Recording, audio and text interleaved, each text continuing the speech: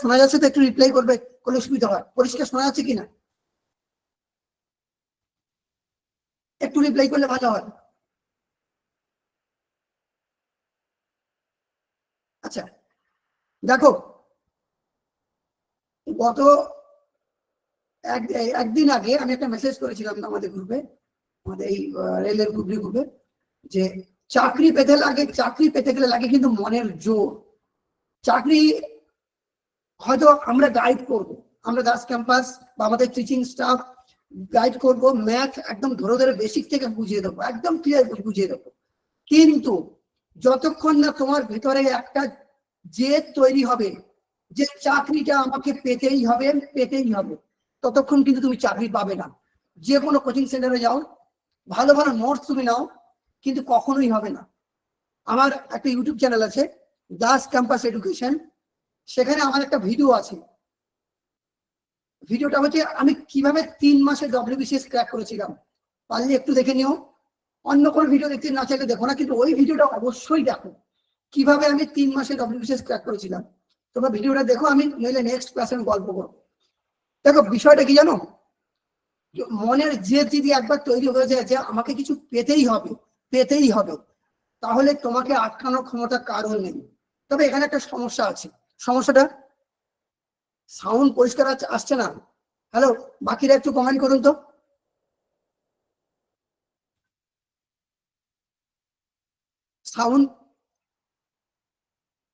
Sound clear আসছে নাকি?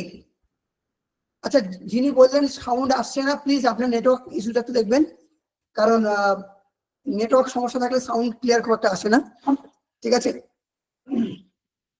যাই হোক,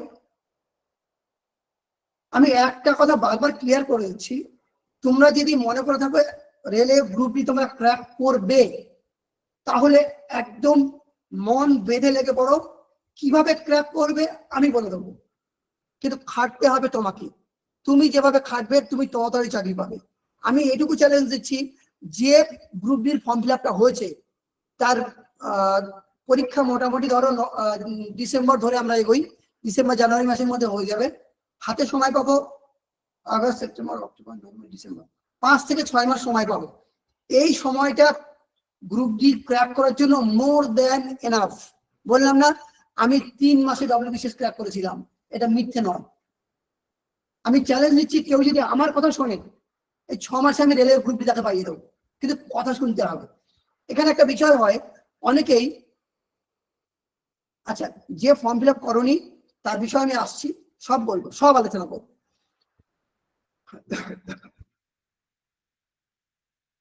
এই অনেকে অনেকদিন ধরে পড়ছে, অনেকবার পরীক্ষা দিয়েছে, পাচ্ছে না। কেন পাচ্ছে না, তার একটা কারণ আছে। দেখো দেখো মেন বিষয়টা কি হয় জানো, আমি একটা এক্সাম্পল দিই, বুঝতে পারবে। আমার একটা স্টুডেন্ট ছিল, খুব ভালো পড়াশোনা। একদিন আমাকে ডাকলো, আমার বারাসাতে বাড়ি, আমি পড়াই কোচিং সেন্টার বারাসাত, এটা হচ্ছে দমদম বারাসাত, উত্তর 24 পরগনা বারাসাত। আমাকে একদিন ডেকেছে, স্যার একদিন আমার বাড়িতে আসুন, খুব ভালোবাসতো আমার, ওর বাবাও খুব ভালোবাসতো আমাকে। ছেলেটি আমাকে বললো একদিন আসুন। ওর বাড়িতে গেছি,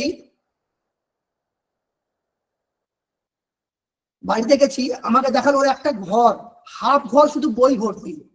আমি তখনই বললাম তুমি কিন্তু কোনোভাবেই চাকরি পাবে না। আমি চ্যালেঞ্জ দিলাম, এখন সে এখন পর্যন্ত চাকরি পায়নি। আমার কথা শোনেনি। কারণ কি, তোমার যত বেশি বই তুমি তত দেরি করে চাকরি পাবে।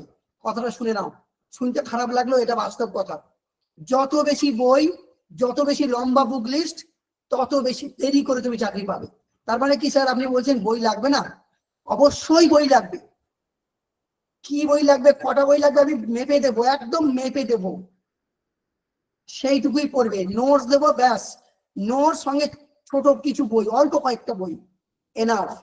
যে বইয়ের পাহাড় বানাবে সে তত পাহাড়ে হারিয়ে যাবে, চাকরি পাবে না। সময় লাগবে, পাবে না বলা ভুল, হয়তো 4 বছর 5 বছর পরে চাকরি পাবে। এর অনেকগুলো কারণ আছে। কারণ কি জানো, এই যে বইয়ের মধ্যে এত কোশ্চেন, সব পড়ে না মাথাটা কিরকম, মাথা ধরে যায়। তার জন্য আমাদের কি করতে হবে, সিলেক্টিভ পড়তে হবে। চাকরি পরীক্ষায় পড়ার সবচেয়ে বড় ফর্মুলা কি জানো, চাকরি পরীক্ষায় কি আসে না সেটা জানো। সেটা যে জানতে পারবে যে এগুলো আসে না, আর কোনগুলো আসে, এগুলোকে যে ক্লাসিফাই করতে পারবে তাকে আটকানো ক্ষমতা কারণ নেই, সত্যি বলছি কারণ নেই। ওইটুকু জানতে হবে যে কোনটা পরীক্ষা আসে আর কোনটা পরীক্ষা আসে না। সব একমাত্র থেকে পড়তে থাকলে কি হবে জানো, লাস্টে কোনোটাই হবে না, কিচ্ছু হবে না। যেমন আমি যখন ডব্লিউবিসিএস প্রিপারেশন নিচ্ছিলাম, আমাদের গ্রুপ ছিল, একটা চায়ের দোকানে আমাদের একটু গ্রুপ ছিল। হ্যাঁ, বইয়ের নাম আমি বলবো, একটু একটু ধৈর্য ধরো, আমাকে একটু কথা বলে নি, আমি সব বলবো। কি যেন বলছিলাম, এই ডাইভার্ট হয়ে গেলাম, যাই হোক। হ্যাঁ, একদিন একটা জিকে হঠাৎ বললো যে হাওড়া ব্রিজ কত সালে তৈরি হয়েছিল, কোন কোম্পানি তৈরি করেছিল, মানে আমাদের কম্পিটিশন হতো কে কি কত জিকে পারে। তাকে আমার একটা বন্ধু, সে ডিএসপি ডব্লিউবিসিএস পেয়েছে, আমার আগের বছর পেয়েছে। মানে আমার যে গ্রুপটা আছে, আমরা ওখানে 8 জন ডব্লিউবিসিএস অফিসার আছি, ঠিক আছে। যাই হোক, তাকে বলেছিল তুই যে জিকেটে বললি না, এই জিকে দিয়েই বলা যাচ্ছে তুই কিন্তু বড় চাকরি পেলেও বড় চাকরি পাবি। সে কিন্তু খুব একটা বড় চাকরি পাইনি, ছোটখাটো একটা চাকরি পেয়েছে। কারণ ওই যে হাওড়া ব্রিজ কোন কোম্পানি করেছিল, কত সালে করেছিল, অত মুখস্থ করলে কিন্তু তোমার সরকারি চাকরিটাই মিস হয়ে যায়। সেজন্য মেন টপিক হচ্ছে কি পড়তে হবে না সেটা জানা। তা তুমি বলতেই পারো যে স্যার আমি জানবো কি করে কি পড়তে হবে কি পড়তে হবে না। এটার জন্য তোমার একটা এক্সপিরিয়েন্স লোক চাই, এক্সপিরিয়েন্স গাইডেন্স চাই। যেটা ধরো 2015-16 সালে আমার অতটা ছিল না। আজকে এক্সাম দিয়ে বা বিভিন্ন কোশ্চেন অ্যানালাইজ করে করে আমার ধারণা হয়ে গেছে যে এগুলো আসে, এগুলো এর বাইরে কিছু আসবেই না। বলে দেবো এগুলো আসবে না তো আসবেই না, কোনোদিন যদি পরীক্ষা আসে আমাকে বলে দেবে এটা পরীক্ষা আসছে কেন স্যার, এইটুকু চ্যালেঞ্জ নেই বলতে পারি। বোঝা গেল? সেজন্য মেন বিষয় হচ্ছে যতটুকু তোমাদেরকে করতে বলা হবে তুমি ততটুকুই করতে হবে, তার একদম বেশি নয়। আচ্ছা, আমি একটা ছোট একটু বলে নিই, আমি কি পরীক্ষায় পাস করেছি তোমরা হয়তো জানো অনেকে। আমার 17 থেকে 21 সাল, তারপর তো করোনার জন্য পরীক্ষাটা হয়নি। এই 4-5 বছর আমার গোল্ডেন টাইম ছিল। প্রথমে আমি স্কুলের ক্লার্কশিপ পাই, তারপর অ্যাসিস্ট্যান্ট প্রোগ্রাম অফিসার, যেটা মিসলেনিয়াসের একটা পোস্ট, স্পেশাল ড্রাইভ হয়েছিল, আলাদা করে পরীক্ষা হয়েছিল, সেটা ক্র্যাক করেছিলাম। মাত্র 70টা সিট ছিল, সেখানে ক্র্যাক করেছিলাম। আচ্ছা, মিসলেনিয়াস ইন্টারভিউ, না ইন্টারভিউতে ডাক এসছে, আমি যে যাইনি তার কারণ হচ্ছে তার আগে আমি ডব্লিউবিসিএস পাস করে গেছি, ডব্লিউবিসিএস রেভিনিউ অফিসার, কিন্তু ওটাতেও আমি জয়েন করিনি। যাই হোক, সব পরপর জানতে পারবে। চাকরি পরীক্ষার একটা বেস আছে জানো, সেটা যে ধরতে পারবে সে অটোমেটিক্যালি চাকরিগুলো পাওয়া শুরু করবে। যারা দেখো রিভিউ দিয়েছে, ওই স্টুডেন্টদের দেখবে আরো কিছু রিভিউ আসছে, আমাদের ওয়েবসাইট তৈরি হচ্ছে। আমার যারা যারা চাকরি পেয়েছে, একে তো 2-3টে করে চাকরি পেয়েছে। আমি এটাই বলবো, একবার বেস তৈরি হবে, তারপরে তুমি কতগুলো চাকরি পাবে তুমি নিজেও জানো না। যেমন বললাম 2019 সালে আমার সঙ্গে 3-4খানা অ্যাপয়েন্টমেন্ট, এটা আমি কোথায় জয়েন করবো, ওটা ভাবতে পারছো? আমি ধরো ছোটখাটো পরীক্ষাগুলো দিতাম না, সেটা হয়তো আমার ভুল হয়েছে, তাহলে সংখ্যাটা আরো বাড়তো। যাই হোক, সবার আগে বেস ক্লিয়ার ধরে বুঝতে হবে এইটা হয়নি কেন স্যার, আমার ওটা ক্লিয়ার করে দিন। যতক্ষণ না তুমি নিজে অঙ্ক বুঝতে পারবে ততক্ষণ তুমি পরীক্ষায় সাকসেস পাবে না। আর একটা কথা, এই ম্যাথ কিন্তু আমাদের এখানে যে সিস্টেমটা বলছি, আমাদের তো অফলাইন ব্যাচ ছিল, অফলাইন ব্যাচও আছে। আমার সিস্টেমটা হচ্ছে কোনো স্টুডেন্ট যদি না পারে, স্যারকে পরিষ্কার বলা আছে ওকে আগে শেখাতে হবে, বাকিরা যেখানে যায় যা। যে বুঝতে পারেনি তাকে আগে বোঝাতে হবে, সে বুঝবে তবে পুরো ক্লাস বুঝবে, তার আগে নয়। মানে প্রত্যেককে ধরে ধরে, যেটাকে বলে একদম হাতে ধরে শেখানো, সেটা করা হয় সিস্টেম। ঠিক আছে, এবার বলো তোমাদের কারো কিছু কোশ্চেন থাকলে বলো, তারপর আমি আস্তে আস্তে ক্লাস দিকে যাবো। সাউন্ড কেটে কেটে আসছে, একটু দেখে নাও। তোমাদের বোধহয় নেটওয়ার্ক ইস্যু হতে পারে, কারণ বাকিদের কিন্তু ক্লিয়ার আসছে বলে আমাকে রেসপন্স করছে। আর বাকি কারো কিছু কোশ্চেন থাকলে একটু কোশ্চেন করো, কোশ্চেন গুলো নিয়ে আমি আমাদের পড়ানো টেকনিকে যাবো, কিভাবে পড়াবো আমরা, কি কি দেবো, সব বলবো। Railway science problem, very good. আচ্ছা, এখানে একটা ছোট কথা বলি, যেহেতু আমি ডব্লিউবিসিএস নিয়ে বেশি, আমার লোকেশন স্যার, আমার লোকেশন বারাসাত, নর্থ 24 পরগনা, মধ্যম গ্রামের পাশে, দমদম মধ্যম গ্রামের পাশে। আচ্ছা স্যার, ক্লাস শুরু কখন হবে? এইবার শুরু করবে, এটা তো ক্লাসেরই একটা অংশ চলছে। আচ্ছা, কি বলছিলাম মধ্যে, হ্যাঁ সায়েন্স, রেলে সায়েন্স নিয়ে একটা কথা বলি। আমি ডব্লিউবিসিএস পড়া শুরু করার পর আমার মেন সাবজেক্ট হয়ে দাঁড়ায় হিস্ট্রি জিওগ্রাফি, কিন্তু অ্যাকচুয়ালি আমার ব্যাকগ্রাউন্ড কি জানো, আমি ফিজিক্স অনার্স, ঠিক আছে। কিন্তু দেখলাম চাকরি পরীক্ষায় সায়েন্স অতটা লাগেই না, ইতিহাস, ভূগোল, পলিটিক্যাল সায়েন্স, ইকোনমিক্স এগুলোই লাগে। সায়েন্স, যেহেতু রেলের সায়েন্স বেশি লাগে, চিন্তা নেই, রেলের সায়েন্সটা আমি নিজে পড়াবো, তোমাদের কোনো চাপ নেওয়ার দরকার নেই। একদম প্রত্যেকটা পয়েন্ট সায়েন্স আমি বুঝিয়ে দেবো। কারেন্ট অ্যাফেয়ার্স আলাদা স্যার থাকবেন, ধরে ধরে তোমাদের টপিক দেওয়া হবে, সেখান থেকে কমন আসবে। আর সায়েন্সটা নিয়ে একদমই চিন্তা করবে না। আমি ছবি, আচ্ছা আমি সায়েন্স কেমন পড়াই তোমার এক্সাম পেয়ে যাবে। দাস ক্যাম্পাস এডুকেশন আমার YouTube channel, Das campus education, আমি লিঙ্ক দিয়ে দেবো। ওখানে সায়েন্সের লাইটের চ্যাপ্টার করানো আছে, দেখবে বেশি করানো হয়নি, একটু ক্লাসটা দেখবে কেমন ভাবে পড়াচ্ছি, এমন ভাবে পড়াবো সায়েন্স জীবনে ভুলতেও পারবে না। আমি আজকে জিকে জিনিসটা শুরু করবো, দেখো টেকনিক, কোন টেকনিকে পড়াচ্ছি। আসল জিনিস হচ্ছে টেকনিক। অনেকে বলে স্যার ইতিহাসে তো জিকে একদম সাল তারিখ মনে থাকে না। আমি আসছি দেখিয়ে দেবো সাল তারিখ কিভাবে মনে রাখতে হয়, টেকনিকটা দেখে নেবে, একবার শিখবে, ক্লাস করবে, তারপর তোমার মাথা থেকে যদি ইতিহাসের সাল তারিখ বেরোয়, তুমি আমাকে বলবে স্যার আমি ভুলে গেছি, তখন আমার কাছে বলবে। এইটুকু আমি চ্যালেঞ্জ দিচ্ছি। বলো আর কার কাছে কোশ্চেন? সায়েন্স একদম ডেসক্রিপটিভ ক্লাস হবে, কোনো চাপ নেই। আমি সবসময় ডেসক্রিপটিভ করাতে ভালোবাসি। ডেসক্রিপটিভ করা শুধু সায়েন্স নয়, জিকেও আমি ডেসক্রিপ্ট করাবো। ম্যাথ সুন্দর করে এলাবোরেটলি বুঝিয়ে শর্টকাট হবে, বোঝানো হবে, তবে ম্যাথ ক্লাসটা হবে। ম্যাথ ক্লাস পরশুদিন হবে, আগামীকাল জিআই ক্লাস হবে, পরশুদিন ম্যাথ ক্লাস হবে, তারপরের দিন আমি নিজে সায়েন্স ক্লাস নেবো, তারপর ফলো আপ ক্লাস হবে। বলো, ম্যাথে যারা খুব উইক, চিন্তা করার দরকার নেই, ক্লাস একদম ধরে ধরে হবে। আমাদের ডেমো ক্লাসটা করো, বুঝতে পারবে, ঠিক আছে। আচ্ছা এবার তাহলে কি আমি ক্লাস শুরু করবো? রেলের ফর্ম ফিল আপ, আচ্ছা এটা পেড ক্লাস হবে।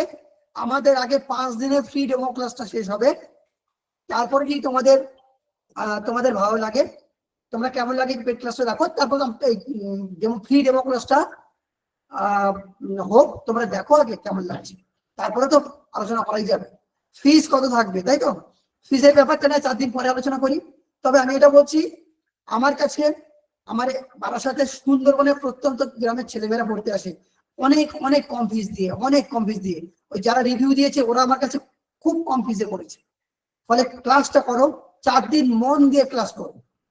ফিজের ব্যাপারে আমি দেখছি, এটা তো চিন্তা করার দরকার নেই। আমার এজ 29, হ্যাঁ হ্যাঁ পারবে, অসুবিধা নেই, ঠিক আছে। সমস্ত রেলে গ্রুপ ডি সমস্ত 30 বছর বয়স। আচ্ছা তোমরা এবার কি কি পাবে আমাদের কাছ থেকে ভালো করে দেখো। এক, রেলের যাবতীয় কোশ্চেন প্রিভিয়াস ইয়ার এসেছিল, যত সালে যেখান থেকে যা কোশ্চেন এসেছিল সেগুলো সব সলভ করে দেবো। স্টাডি মেটেরিয়ালস একদম নিখুঁত ভাবে বানানো হবে। এবং আজকের আমরা ক্লাসের পরই 3টে স্টাডি মেটেরিয়ালস পাবে, হিস্ট্রি, জিওগ্রাফি, পলিটিক্যাল সায়েন্স, আজকের ক্লাসের জন্য পাবে, ঠিক আছে। স্টাডি মেটেরিয়ালস পাবে। আর প্রত্যেক সপ্তাহে একটা করে পরীক্ষা এক্সাম রিভাইজ দিতে হবে। প্রত্যেক সপ্তাহে রবিবার করে এক্সাম হবে। এই রবিবারের এক্সামে কি হবে, মক টেস্ট। তোমরা তো অনলাইনে পড়বে, যারা অনলাইন, আচ্ছা অনলাইন ক্লাস হবে, অফলাইন ক্লাস হবে। যারা অফলাইন আসতে পারবে আসবে, তাদের জন্য আলাদা ব্যাচ হবে। যারা অনলাইন ব্যাচে আসবে তাদের জন্য আলাদা ব্যাচ হবে, কোনো চিন্তা নেই, ঠিক আছে। কিন্তু পরীক্ষা সবাইকে দিতেই হবে। মক টেস্ট প্রত্যেক রবিবার, টাইম বলে দেবো, মক টেস্ট হবে। এবং এখানে একটা টুইস্ট আছে, দেখো। আচ্ছা অনলাইন ব্যাচের টাইম সব বলে দেবো, আগে তোমরা 4 দিন ফ্রি ডেমো ক্লাসটা করো। আগে ভালো করে আমার কথাগুলো একটু শোনো। মক টেস্ট যে তৈরি হবে, মক টেস্ট তোমরা দেবে। দেখো অনেক জায়গায় তোমরা হয়তো মক টেস্ট দিয়েছো, কিন্তু আমাদের কাছে স্পেশালিটা কি শুনে রাখো, যে মক টেস্ট তোমরা দিলে, তারপর মক টেস্টের পরে আবার অনলাইন ক্লাসে সবাইকে জোড়া হবে, কার কোথায় ভুল হয়েছে, কে কত পেয়েছে সেটা দেওয়া হবে। এবং সবচেয়ে ইন্টারেস্টিং ব্যাপার, মক টেস্টে ফার্স্ট, সেকেন্ড, থার্ড দেওয়া হবে। যদি অফলাইনে হয় তাদেরকে আমরা গিফট দেবো, আর অনলাইনে হলে গিফট পাঠানো তো সম্ভব নয়, তাদেরকে মানি গিফট করা হবে। এটা শুধু ইন্সপিরেশনের জন্য, অন্য কোনো কিছু নয়। যে সাপোজ মোটামুটি কেউ যদি ফার্স্ট হয়, আমার এখানে অফলাইন ব্যাচ হলে তাকে মোটামুটি 50-60 টাকার মতো জিনিস দেওয়া হবে। ওটা ওটা জাস্ট ইন্সপিরেশন আনার জন্য, এটা আমার অনেকদিনের সিস্টেম। সেকেন্ড হলে 20-30 টাকার মতো যদি প্রত্যেক সপ্তাহে, কিন্তু তাহলে ভেবে দেখো কেউ যদি অনলাইন ব্যাচে ক্লাস করো, মানে যদি প্রত্যেক সপ্তাহে যদি 4-4টে সপ্তাহে ফার্স্ট হয়, তাহলে হয়তো দেখো ব্যাচের পড়ার অর্ধেক টাকায় উঠে যাবে। ওই জন্য বলছি, এবং মক টেস্টের প্রত্যেকটা কোশ্চেন আমরা ধরে ধরে সলভ করাবো, এবং কে কত পেয়েছো সেটাও কিন্তু জানাবো। ফলে ধরে ধরে তৈরি হবে, কোনো রকম নয়। ঠিক আছে, চলো নেক্সট। আরেকটা কথা, আমার প্রথম থেকে সিস্টেম এখনো বলে দেই, আমি কিন্তু বাচ্চাদের মতো পড়া ধরবো। অনেকে রাগ হতে পারে, আমার কিছু করার নেই। চাকরি পাওয়ার সূত্রগুলো আমি অ্যাপ্লাই করব। আমি বাচ্চাদের মতো ধরে ধরে পড়া ধরবো, বাচ্চাদের মতো পড়া ধরবো। পড়া বলতে হবে, নাম ধরে যে অতনু তুমি বলো, শ্যাম তুমি বলো, পড়া বলতে হবে। আগের দিন যেটা পড়িয়েছি, এবং আজকে দেখবে আমি জিকে পড়াবো, আজকেরই পড়া ধরবো, ক্লাসেই পড়া ধরবো। যেটা পড়াবো মন দিয়ে শুনবে।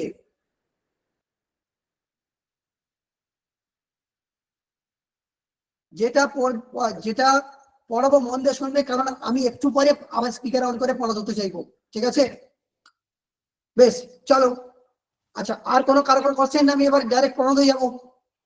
পিডিএফ মেলে যাবে কিনা? পিডিএফ আমি গ্রুপে দিয়ে দেবো, কেউ যদি চাও। আর পিডিএফ গ্রুপে দিয়ে দেবো, ঠিক আছে। আচ্ছা, এবার তোমার একটা কোশ্চেন যদি আচ্ছা, কোয়ালিফিকেশন কি লাগে? রেলের গ্রুপ ডির জন্য কোয়ালিফিকেশন লাগে তো মাধ্যমিক পাস, ঠিক আছে।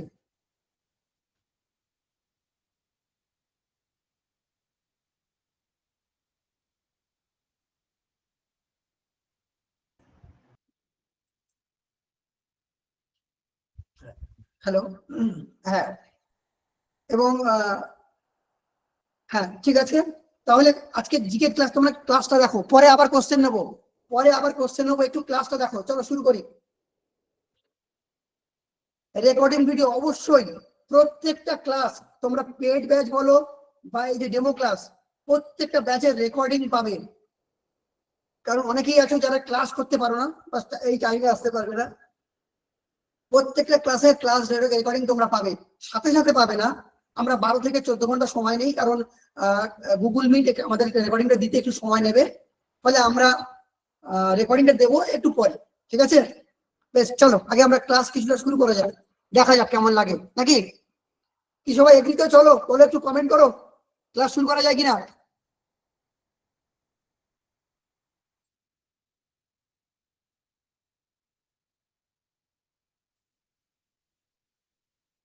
ওকে, ওকে, ওকে।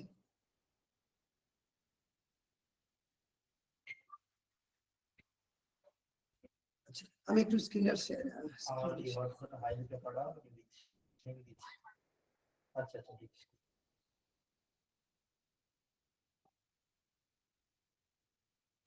আমি একটু সময় নিচ্ছি, স্ক্রিনটা শেয়ার হতে সময় লাগবে।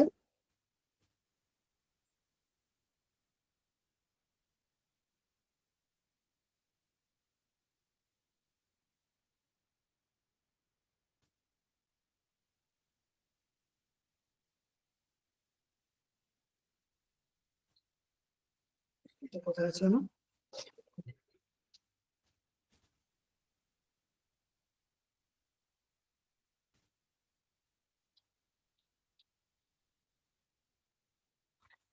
একটু হোল্ড করো, আমি পিডিএফটা নিয়ে আসি, শুরু করছি।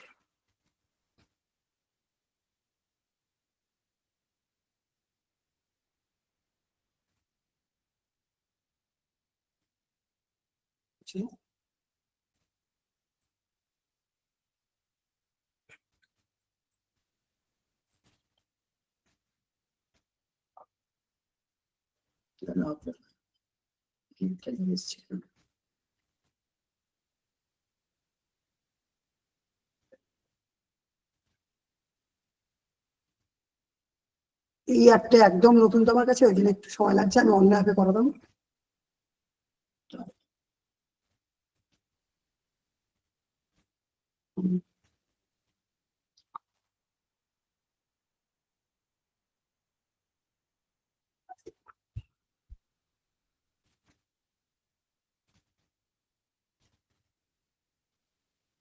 হুম।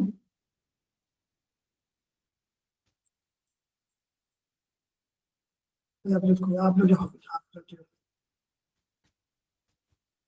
এক সেকেন্ড এক সেকেন্ড এক সেকেন্ড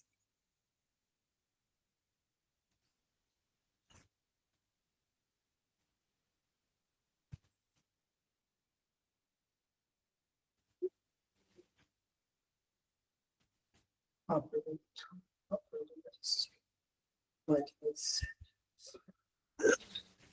ট্রান্সমিট ফ্রেন্ডস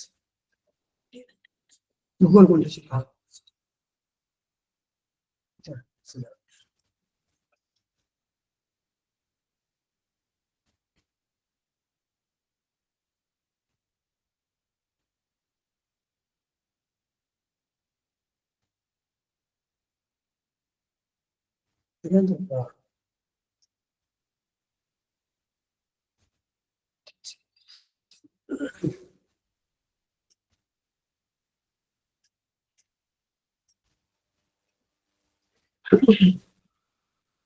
আচ্ছা সবাই আমার স্ক্রিন গুলো দেখা যাচ্ছে কিনা একটু কথা বলো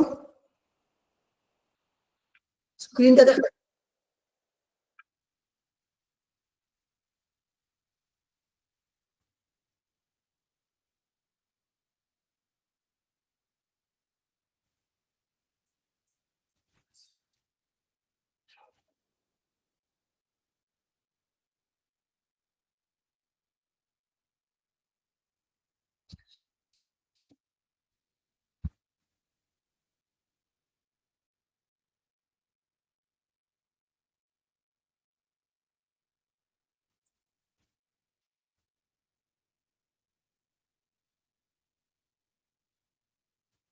আচ্ছা বেশ চলো আমার কথা শোনা যাচ্ছে সবাই একটু রিপ্লাই করো শোনা যাচ্ছে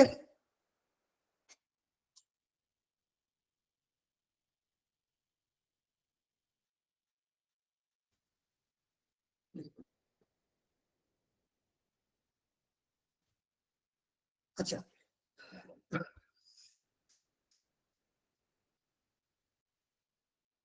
দেখো প্রথমে একটা বিষয় আসি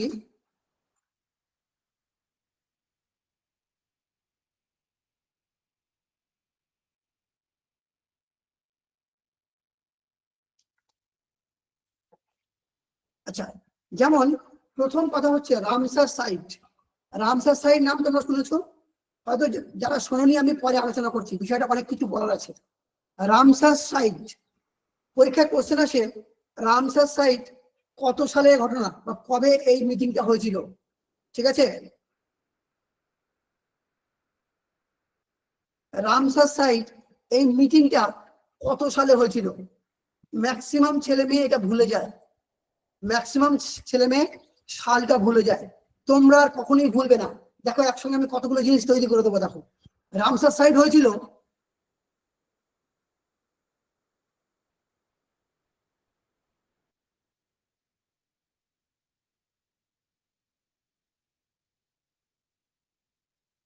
1971 সালে রামসার সাইট হয়েছিল 1971 সালে এইবার তুমি বলবে স্যার আমার এটা তো মনে থাকে না 1971 সালে আমি কি করে মনে রাখবো আচ্ছা যারা রামসার সাইট সম্পর্কে জানো না আমি এরপরেই রামসার সাইট করাবো আগে দেখো 1971 সালে মনে রাখার সহজ উপায় হচ্ছে এই 1971 সালে আরো একটা ঘটনা ঘটেছিল সেটা হলো 1971 সালে বাংলাদেশ যুদ্ধ মনে পড়ে ভারত পাকিস্তান যুদ্ধ তাহলে রামসার সাইটের সাল আর কোনদিন ভুলবে ইয়েস অর নো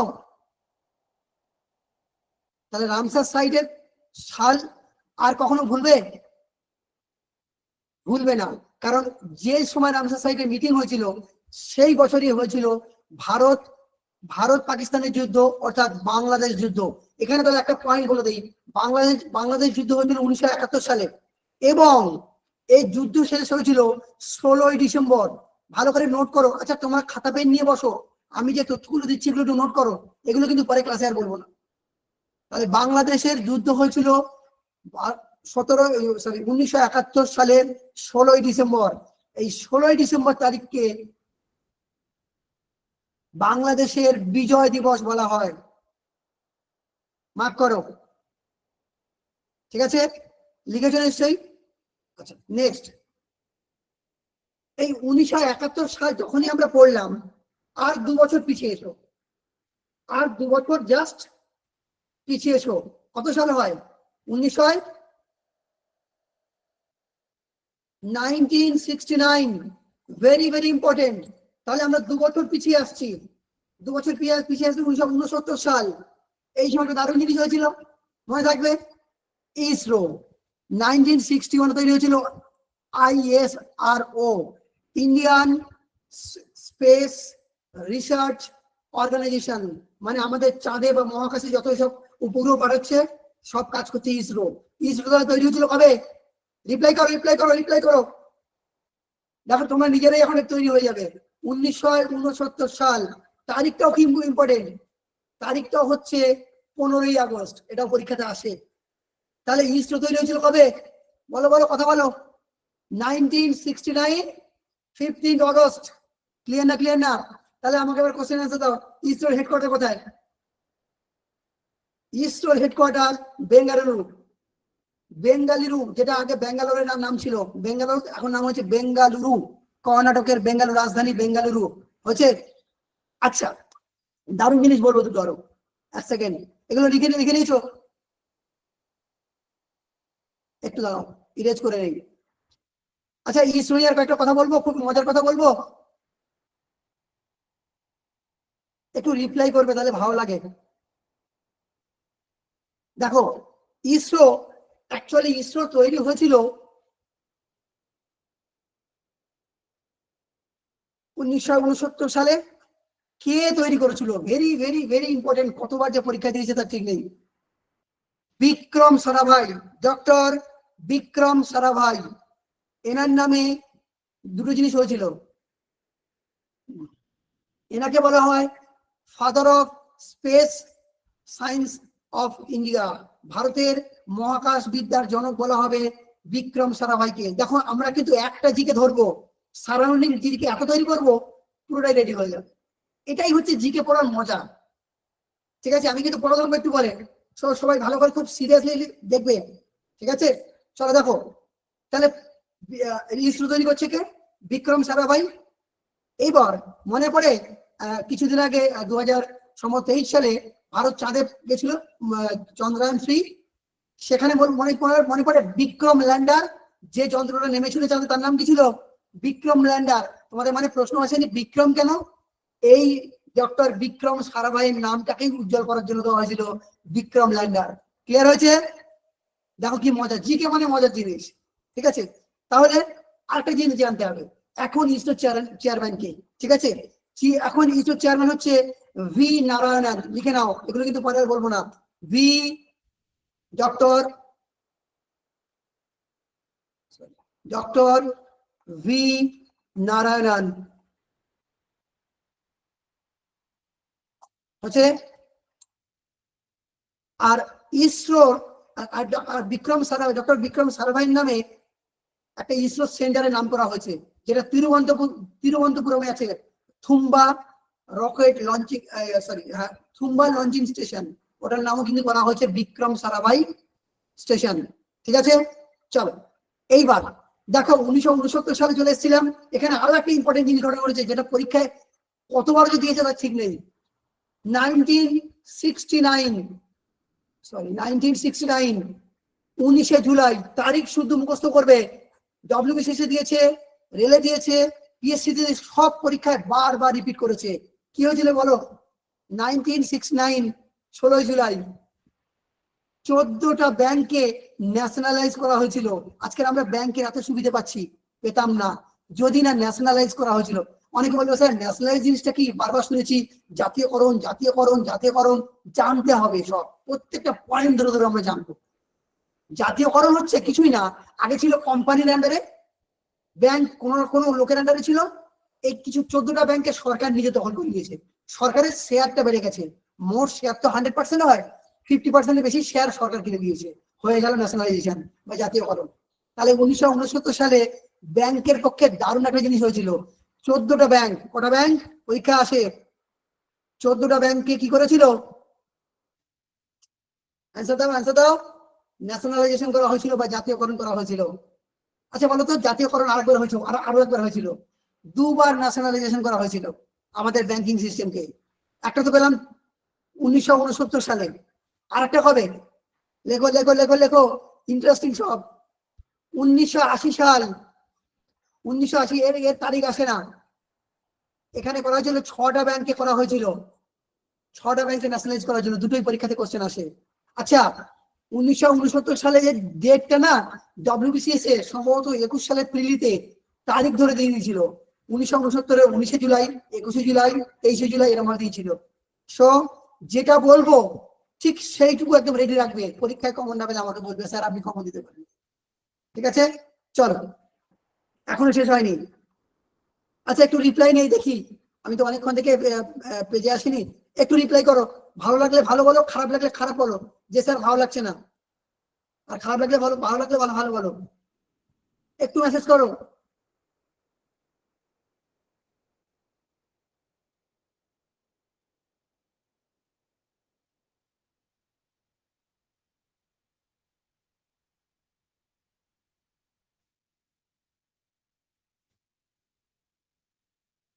অভিজিৎ আমার ভয়েস আসছে, আমার আমার কথা শোনা যাচ্ছে?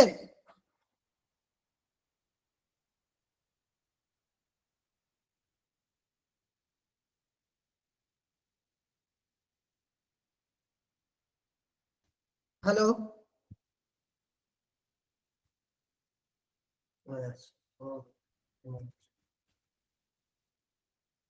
আচ্ছা আচ্ছা বেশ, একটু কমেন্ট করো, একটু কমেন্ট করো, ভালো ভালো না লাগলে সেটা বলো স্যার একদম ভালো লাগছে না বলে দাও না, অসুবিধা নেই। কি আমি ক্রিটিক্স পছন্দ করি, আজকে ক্রিটিক্সটা নিতে পেরেছি বলে আজকে আমি ডব্লিউবিসিএস অফিসার। কারণ যতক্ষণ না তুমি নিজের এটা করবে যে তোমার ভুল কোথায়, ততক্ষণ তুমি তৈরি করতে পারবে না নিজেকে। দেখো আমার ওইখানে এখন পয়েন্ট শেষ হয়নি, বেশ। দেখো তাহলে আমি কোথায় ছিলাম, 1969 সাল। এখানে আমি দুটো জিনিস বলবো, এখানে লেন্দি করবো না, আমার আরো অনেক কিছু বলার আছে, অনেক জায়গায় হিস্ট্রিতে একটা দারুণ জিনিস বলার আছে। চলো, 1900 আমরা কোথায় ছিলাম, 1971 থেকে শুরু করেছিলাম, 1971 থেকে শুরু করেছিলাম। এখান থেকে একটু জাম্প করে 1975 সালে চলে যাও, দেখো কিভাবে জিকে পড়তে হয়। দেখো 1971 থেকে 1975 চলে যাও। এই 1975 কি হয়েছিল বলো, খুব ইম্পর্টেন্ট জিনিস হয়েছিল। 1975 আমাদের 25শে জুন, তারিখটা মনে রাখবে, পরীক্ষায় কিন্তু এসছে, 25শে জুন 1975 সাল, ভারতবর্ষের ইতিহাসে একটা কালো দিন। ইন্দিরা গান্ধী ছিল তখন প্রধানমন্ত্রী। উনি সারা ভারত জুড়ে, উনি সারা ভারত জুড়ে জাতীয় জরুরি অবস্থা জারি করেন। ঠিক আছে, এটা নিয়ে পরে ডিটেলস, পলিটিক্যাল সায়েন্সের ডিটেলসে প্রচুর ক্লাস হবে, প্রচুর ক্লাস হবে, ফলে এই নিয়ে চিন্তা নেই। তাহলে কি হলো, কি বললাম, 1975 সালে কি হয়েছিল, জাতীয় জরুরি অবস্থা জারি হয়েছিল। ঠিক আছে, খুব ইম্পর্টেন্ট। আর একটা জিনিস, 1975 সালে আর একটা খুব ভালো জিনিস হয়েছিল, সেটা হচ্ছে সিকিম। ভেরি ভেরি ইম্পর্টেন্ট, এটা হচ্ছে কতবার পরীক্ষা দিয়েছিল। সিকিম, সিকিম ভারতের রাজ্য হয়েছিল, সিকিম ভারতের রাজ্য হয়েছিল, তার আগে সিকিম ভারতের মধ্যে ছিলই না। এবং সিকিম 36তম অ্যামেন্ডমেন্টের মাধ্যমে, 36তম সংবিধান সংশোধনের মাধ্যমে ভারতের অংশ হয়েছিল। এই পয়েন্টটা কিন্তু very very very important point, mark করে নাও।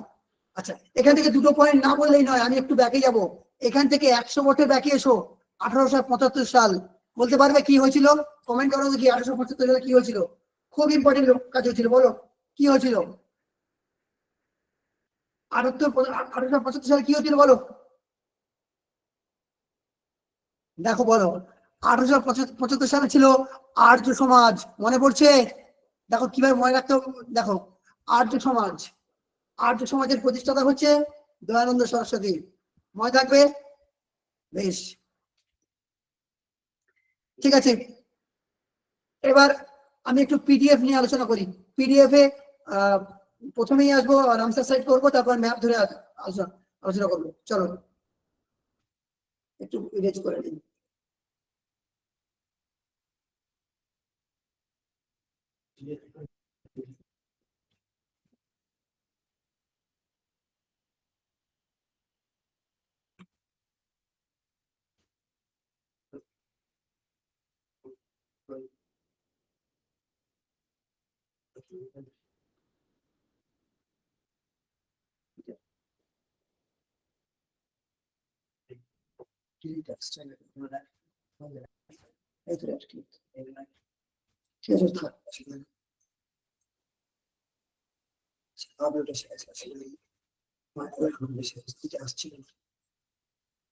ব্যাস ঠিক আছে, চলো আর অসুবিধা হবে না, চলো এখানে আসুক। হ্যাঁ ব্যাস।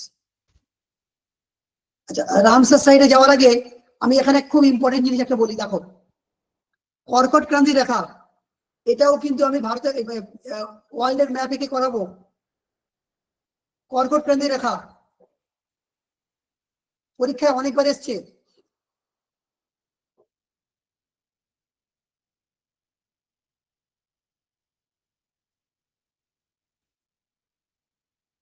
দেখো কর্কট পরীক্ষায় কোশ্চেন আসে, কর্কট ক্রান্তি রেখা বা ট্রপিক অফ ক্যান্সার ভারতের কোন কোন রাজ্যের উপর থেকে আসে?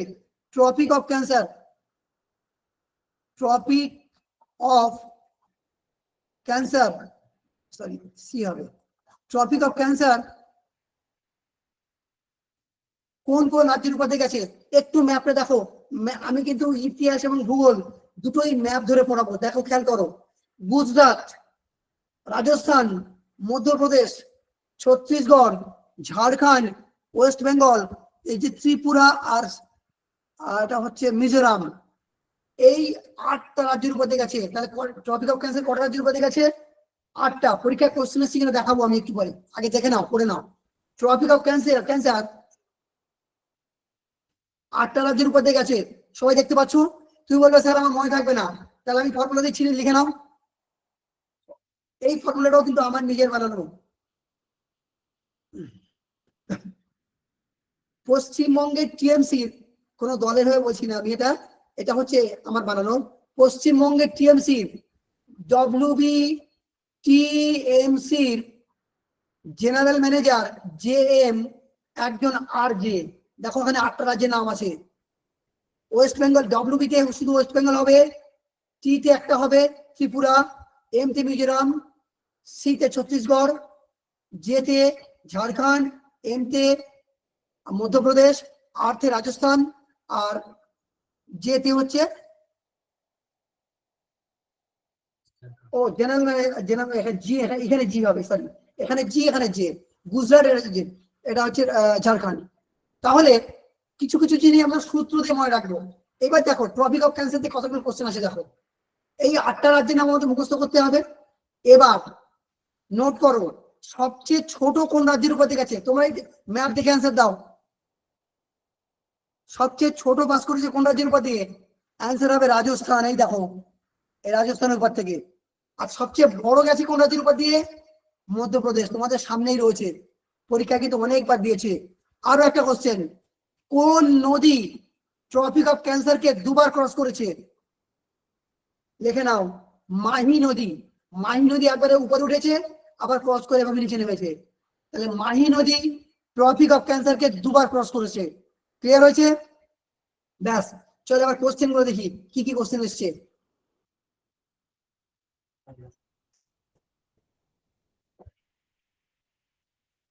চলো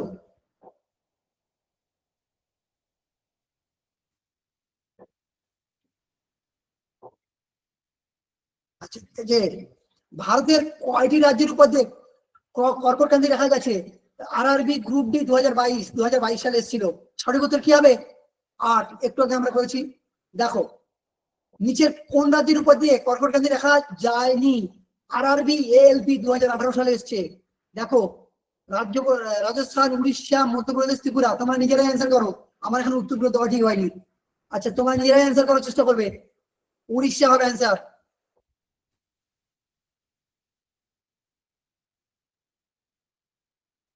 চলো তারপরে চলো, এখন অনেক কোশ্চেন আছে, প্রচুর কোশ্চেন আছে এগুলো থেকে। আমি যে টপিকটা করাবো প্রচুর কোশ্চেন আসবে সেখান থেকে। কর্কট ক্রান্তি রেখা ভারতের কোন রাজ্য থেকে প্রবেশ করেছে বলো, উত্তর দাও। ম্যাপ দেখতে হবে নাকি? এই দেখো,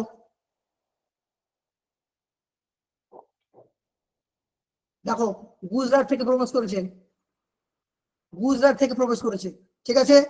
পরে কোশ্চেন, তাহলে অ্যান্সার হলো কি? গুজরাট। ভারতের নিম্নলিখিত কোন রাজ্যে কর্কটক্রান্তি রেখার উপর অবস্থিত? আরআরবি এনটিপিসি 2016-তে এসছে। দেখো, কেরালা, হরিয়ানা, ঝাড়খণ্ড, পাঞ্জাব। তাহলে উত্তর কি হবে? ঝাড়খণ্ড। তারপরে দেখো,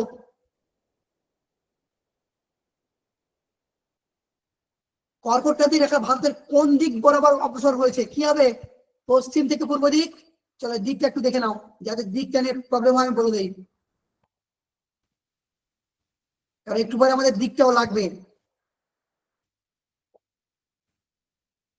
দেখো, ভারতের একদম করে নর্থ, এদিকে সাউথ, এদিকে ইস্ট, এদিকে ওয়েস্ট। ক্লিয়ার? তাহলে এটা কোন দিক থেকে কোন দিকে গেছে?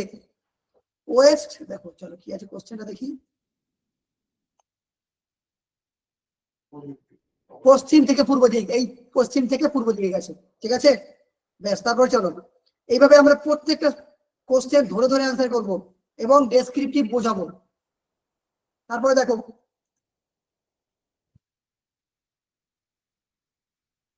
ব্যাস এইগুলোই। আচ্ছা বেশ, এবারে আমি অন্য টপিকে যাচ্ছি।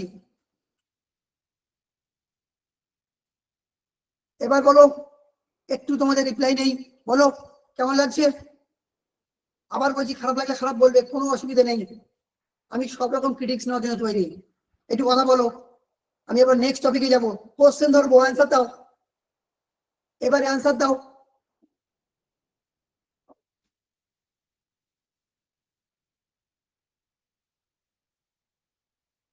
বেশ, এবার সবাই অ্যান্সার টাইপ করবে, অ্যান্সার টাইপ করবে, দেখি তোমরা কিরকম বুঝেছো।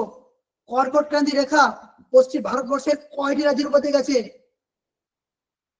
গুড, ভেরি গুড, এই তো চাই। বলো, কোন কোন রাজ্যের উপর দিয়ে গেছে? শর্টে লেখো, শর্ট ফর্মুলাটা লেখো।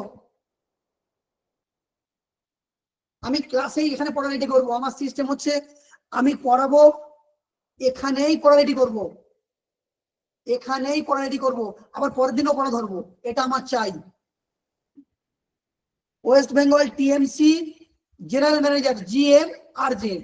West Bengal TMC GM R J, very good, very good, well done, very. এরকম রেসপন্স হলে ক্লাস আমি অন্য লেভেলে পড়াবো। শুধু একটা কথা বলছি, আমি যা বলবো একটু শোনো, চাকরি করার দায়িত্ব আমার, শুধু তুমি পড়তে হবে, তোমার মধ্যে খিদেটা চাই, আমি চাই, আগুনটা চাই, চাকরি একটা না। ও আরেকটা কথা বলা হয়নি, তোমরা শুধু ভাবছো আমি রেলের গ্রুপের জন্য পড়াচ্ছি, এই যে রেডি করে দিচ্ছি না, তুমি যে কোনো চাকরিতে কমন পাবে, যে কোনো চাকরিতে তুমি ইজিলি পেয়ে যাবে। মানে এখান থেকে 1 বছর পর, 1 বছর পর তোমার কিন্তু, তুমি যে কোনো পরীক্ষায় বলবে তোমার এই কোশ্চেন কমন পাবে, কারণ আমি লেভেলটা ডব্লিউবিসিএস ফলো করি, ফলে অটোমেটিক সব হবেই, হতেই হবে। ঠিক আছে, চলো নেক্সট আর একটা টপিক শুরু করা যাক। নোট কোথায় পাবে? নোট গ্রুপে দিয়ে দেওয়া হবে। ঠিক আছে, নোট গ্রুপে দিয়ে দেওয়া হবে, এই নোটটাও দিয়ে দেওয়া হবে, প্লাস সেই সঙ্গে তোমার আমাদের কি বলে, তোমাদের আরো কিছু তোমাদের জন্য পিডিএফ তৈরি করা হয়েছে, সেগুলো সব দিয়ে দেওয়া হবে। ঠিক আছে, স্টাডি মেটেরিয়াল যেটা সেটা দিতে হবে একদম ফ্রিতে, কোনো চাপ নেই। স্যার কদিন ক্লাস হবে? ডেমো ক্লাস 5 দিন হবে। আজ থেকে শুরু হলো, পর 5 দিন। শুধু কালকের ক্লাসটা, আগামীকালের ক্লাসটা হবে সন্ধ্যে 7টার সময়। খেয়াল রাখবেন, স্যারের একটু টাইমিং এর সমস্যা হচ্ছে। জিআই স্যার যিনি আছেন, উনি সন্ধ্যে 7টায় শুরু করবেন, সন্ধ্যে 7টায় ক্লাস শুরু হবে। ঠিক আছে, আর তারপর থেকে প্রতিদিন 8টায় ক্লাস হবে। আচ্ছা, তারপর আমি বলে দেবো, সবই সন্ধ্যেবেলা ক্লাস হবে, ন্যাচারালি সন্ধ্যেবেলায় ক্লাস হবে, যেহেতু অনলাইন ক্লাস হলো সন্ধ্যেবেলা, অফলাইন হলো দিনের বেলা। ঠিক আছে, আমি সব টাইমিং দিন সব বলে দেবো। ঠিক আছে, আগে তোমরা শুধু ডেমো ক্লাসটা একটু করো, কেমন লাগছে বলো, খারাপ হলে খারাপ রিভিউ দেবে, আমার কোনো অসুবিধা নেই, আমার পেজে গিয়ে তোমরা খারাপ রিভিউ দেবে, আমি আমি আমি আমি সেই সেটা নিতে রাজি আছি। ঠিক আছে, চলো, চলো নেক্সট। আচ্ছা বেশ, এখানে একটা দারুণ জিনিস আজকে পড়াবো আবার, দেখো। আচ্ছা, আমি ইতিহাস পড়াবো, অনেকে ভূগোল ইতিহাস সাল তারিখ বলে তো, আমি ওখানে পড়াবো, একটুখানি ধৈর্য ধরো। আমি ভূগোলে এইটা একটু টপিক বলে নিই। আহ, আমি 9টা বেজে গেলে ভূগোল ধরবো, ভূগোলে কিছুটা করে নেই, তারপরে ইতিহাসে কিছুটা করবো, যে কিভাবে সাল তারিখ মনে রাখতে হয়, একটা ছোট টেকনিক বলবো। ঠিক আছে, একটু দেখো।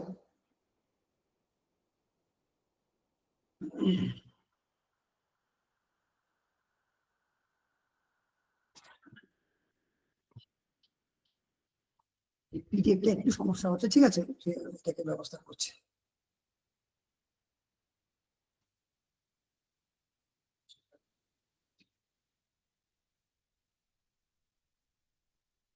চলো ভালো করে বুঝে নেওয়া যাক।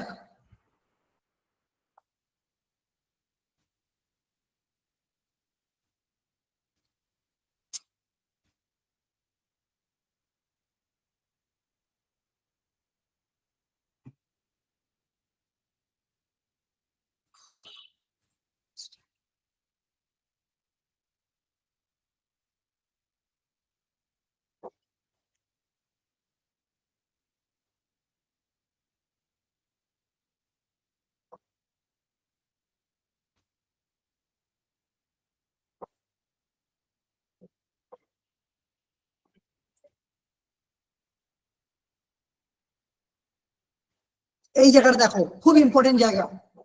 আচ্ছা বলো আগে, তোমাদের সামনে ম্যাপ খোলা রয়েছে, ম্যাপ থেকেই কোশ্চেন ধরবো। আমি ভূগোল এবং ইতিহাস, হ্যাঁ তোমরা ঠিক শুনেছো, ইতিহাস আমি ম্যাপ ধরে পড়াবো, দায়িত্ব নিয়ে বলছি বোঝাবো, এমন ভাবে বুঝিয়ে দেবো মাথা থেকে বেরোবেই না। আসছি, সব হবে। দেখো কোশ্চেন আছে, ভারতের সাউদার্ন মোস্ট পয়েন্টের নাম কি?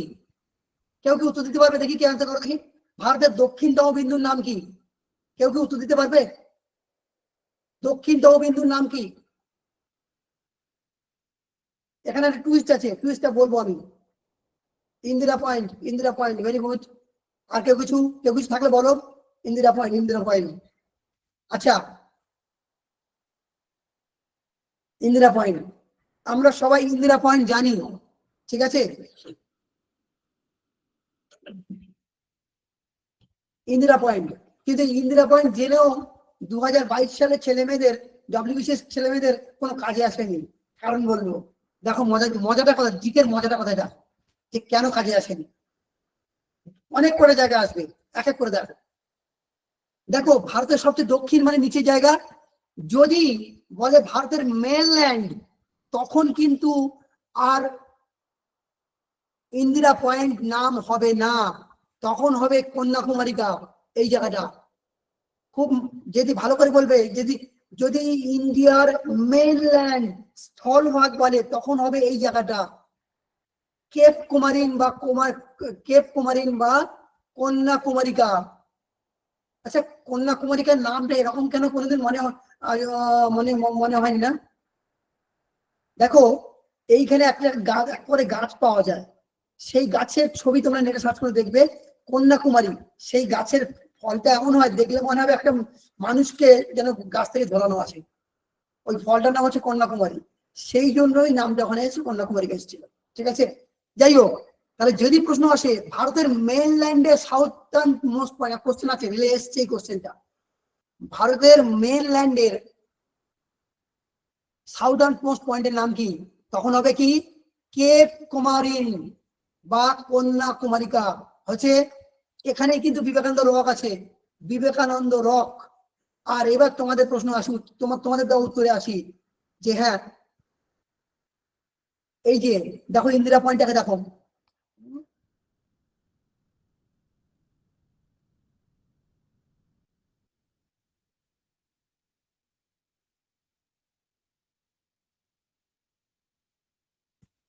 দেখো এই যে পয়েন্ট আমি মার্ক করছি, এই যে গ্রেট নিকোবর দেখতে পাচ্ছ, এই গ্রেট নিকোবরের এই পয়েন্টটার নাম হচ্ছে ইন্দিরা পয়েন্ট। এর দ্রাঘিমাটা এর এর দেখো সরি, অক্ষাংশটা খুব পরীক্ষাতে আসে, 6°45', এটা তোমরা লিখে নাও, 6°45'। এবং এই ইন্দিরা পয়েন্টটা কোন দ্বীপে আছে? গ্রেট নিকোবরে আছে। এবার তুমি বলছিলে, তুমি বলবে যে স্যার কেন পরীক্ষাতে আপনি কমন দেননি? 2022 সালে সম্বন্ধে প্রিলিতে এসেছিল যে ভারতের দক্ষিণতম বিন্দুর নাম কি, সরি ওভাবে কত কোশ্চেন আসেনি, পিক মিলিয়ন পয়েন্ট কাকে বলে? সবাই তো কোনোদিন নাম শুনেনি। পিক মিলিয়ন পয়েন্ট, PIGMALI লিখে দিচ্ছি দাঁড়াও, পিক মিলিয়ন পয়েন্ট, পেন নয় না, ও সরি, ওই জন্য অসুবিধা। দেখো PIG, পিক মিলিয়ন পয়েন্ট, এর আরেকটা নাম হয় person point, PAR, person point. এই পয়েন্টটার নাম কেউ জানতো না, এই পরীক্ষায় তার নাম জানতো, হয়তো ছিল নামটা অবশ্যই। অ্যাকচুয়ালি ইন্দিরা পয়েন্ট হচ্ছে ইন্দিরা গান্ধীর নাম অনুসারে হয়েছিল, তার আগের নাম ছিল পিগ মিলেন পয়েন্ট, দিয়ে দিয়েছে WBCS। যে কোন জায়গার নাম হচ্ছে পিগ মিলেন পয়েন্ট, উত্তর হবে ইন্দিরা ইন্দিরা পয়েন্ট। বোঝা গেল? তার মানে জানাটা সেরকম ভাবে জানতে হবে যেন কোশ্চেন আসলে না, মানে আসলে ছাড় না যায়। ঠিক আছে, বেশ। তাহলে আমরা জেনে নিলাম যে ইন্দিরা পয়েন্টের আরেক নাম কি, পিগ মিলিয়ন পয়েন্ট। এবং এই ইন্দিরা পয়েন্টটা কোথায় আছে, গ্রেট নিকোবর দ্বীপে। এবার এখানে একটা দারুণ জিনিস আলোচনা করি, ওয়েট করো একটুখানি, দেখতে পাবো একটা দারুণ জিনিস। আমি কোশ্চেন আনসারে যাব, প্রিভিয়াস ইয়ারে কি কোশ্চেন আছে সব দেখাবো। তোমরা ডানকান প্যাসেজের নাম শুনেছো? ডানকান প্যাসেজ আসছি, 10 ডিগ্রি চ্যানেল, নাম হয়তো শুনে থাকবে, অনেকবার হয়তো পড়েছো, মুখস্থ করেছো, কিন্তু আমি আজকে বলবো ভুলবে না। এই দেখো, এই পয়েন্টটা হচ্ছে ডানকান প্যাসেজ। আচ্ছা আমি আগে দুটো ভাগ করি, ভালো করে দেখো, ভালো করে বোঝো। এই গোল করলাম, গোলগুলো ভালো করে দেখবে, এই গোল করলাম। আমরা তো একসঙ্গে শিখেছি আন্দামান এন্ড নিকোবর আইল্যান্ডস। এবার বলো তো কোনটা আন্দামান কোনটা নিকোবর? এই উপরের গোলটা হচ্ছে আন্দামান, আর নিচের গোলটা হচ্ছে নিকোবর। ক্লিয়ার? পুরোপুরি আলাদা। এইবার এই আন্দামান আর নিকোবরের মাঝখান থেকে 10 ডিগ্রি আছে। কত ডিগ্রি আছে? 10 ডিগ্রি। তাই এই আন্দামান আর নিকোবরের মাঝখানে জায়গাটাকে বলা হয় 10 ডিগ্রি চ্যানেল। পরীক্ষায় অপশন থাকবে যে 10 ডিগ্রি চ্যানেল কার কার মধ্যে, উত্তর দেবে কি আন্দামান আর নিকোবর আইল্যান্ডস। মুখস্থ করে গেছো, পরীক্ষায় পড়বে না, ওসব পরীক্ষা অত সহজ দেয় না। কি কি থাকবে ভালো করে দেখো, তাহলে নিজেরা দেখে নাও।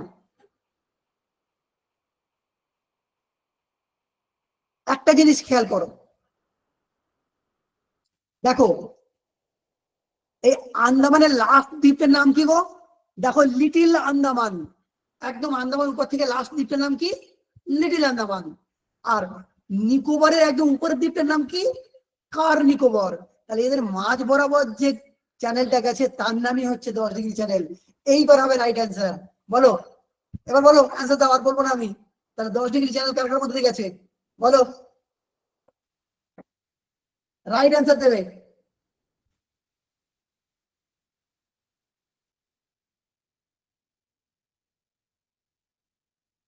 ক্লাস ডিউরেশন কত? আর বেশিক্ষণ হবে না, 9:30টার মধ্যে ক্লাস শেষ হয়ে যাবে। বলো 10 ডিগ্রি চ্যানেল কার কার মধ্যে গেছে বলো, আমি বলে দেবো নাকি তোমরা বলবে, কেউ কমেন্ট করবে? ছবি দেখে কমেন্ট করো, ছবি দেখো, ছবি না দেখলে বুঝবে না। কেউ কি লিখেছে? আন্দামান নিকোবর হলে উত্তর হবে না তো? ইয়েস, একজন right, Amit Seth, very good very good, thumbs up. Right answer কি হবে? লিটল আন্দামান, এটা আমি শেখালাম। লিটল আন্দামান এবং কার নিকোবর। তুমি কি বলবে তাহলে স্যার, আন্দামান নিকোবর কি উত্তর হবে না? পরীক্ষায় দিলে অপশন দিলে হবে, না দিলে আমাদের জানা থাকলো, এর বাইরে তো অপশন দেবে না, যে এটা হয় এই অপশনটা দেবে না ওই অপশনটা দেবে। ক্লিয়ার তো? চলো আরেকটা জিনিস দেওয়া, ডান ক্যাম্পাসে যাওয়া যাক। দেখে নাও, ছবি দেখে পড়বে, ম্যাপ দেখে পড়বে, দেখবে ভূগোল একদম জলের মতো হয়ে গেছে। চলো দেখো, ফিজিক্স আমার অনার্স সাবজেক্ট, কিন্তু আমার এখন ইতিহাস ভূগোল পড়াতে বেশি ভালো লাগে, কারণ এই সাবজেক্টগুলোর মধ্যে যেন প্রাণ আছে। তো ভয় নেই, সায়েন্সটাও খুব ভালো লাগে। আচ্ছা দেখো, এইবার দেখো আন্দামান, আন্দামানকে আমরা কোনোদিন ভেঙে দেখিনি, আজকে ভেঙে দেখবো, খুব ভালো করে দেখো। সবার এই পার্টটা নর্থ আন্দামান, উপরে এই যে নর্থ আন্দামান, তারপর একটা মিডল আন্দামান, তারপর একটা সাউথ আন্দামান, এই তিনটে মেন পার্ট আন্দামানের। ক্লিয়ার হয়েছে? একদম উপরেটার নাম হচ্ছে নর্থ আন্দামান, মাঝখানেরটা হচ্ছে মিডল আন্দামান, আর তার নিচেরটা হচ্ছে সাউথ আন্দামান। এই তিনটে হচ্ছে মেন পার্ট। আচ্ছা বলো তো, পোর্ট ব্লেয়ার কোথায় আছে? কি আনসার করতে পারে দেখি? কোন আন্দামানে পোর্ট ব্লেয়ার আছে? পরীক্ষায় এসছে, এসছি সব পরীক্ষায়, কিছু করার নেই। বলো পোর্ট ব্লেয়ার কোন আন্দামানে আছে বলো। Very good very good very good. Arifuz, south, good. এইবার তাহলে তুমি বলবে সাউথ, সাউথ, ভেরি গুড। এইবার আমার কোশ্চেন, এখান থেকে 3-4টে কোশ্চেন এসছে পরীক্ষাতে, সেলুলার দ্বীপ কোন আন্দামানে আছে? তাহলে সেটাও হবে সাউথ আন্দামান, কারণ পোর্ট ব্লেয়ারে আছে। এবং কিছুদিন আগে ডব্লিউবিসিএস এর কোশ্চেন, বীর সাভারকার ইন্টারন্যাশনাল এয়ারপোর্ট কোথায় অবস্থিত? এবার আনসার দাও দেখি। বীর সাভারকার ইন্টারন্যাশনাল এয়ারপোর্ট কোথায় অবস্থিত? এটা ডব্লিউবিসিএস এর কোশ্চেন। আমি সবসময় কোশ্চেন রেফারেন্স দিয়ে কথা বলবো, কারণ এইভাবে করলেই কোশ্চেন পরীক্ষায় কমন পাওয়া যায়। সাউথ আন্দামান, জায়গার নাম বলো, জায়গার নাম বলো। আরিফুজ খুব ভালো প্রিপারেশন আছে, ভেরি গুড, ওয়েল ডান, হবে হবে, চালিয়ে যাও।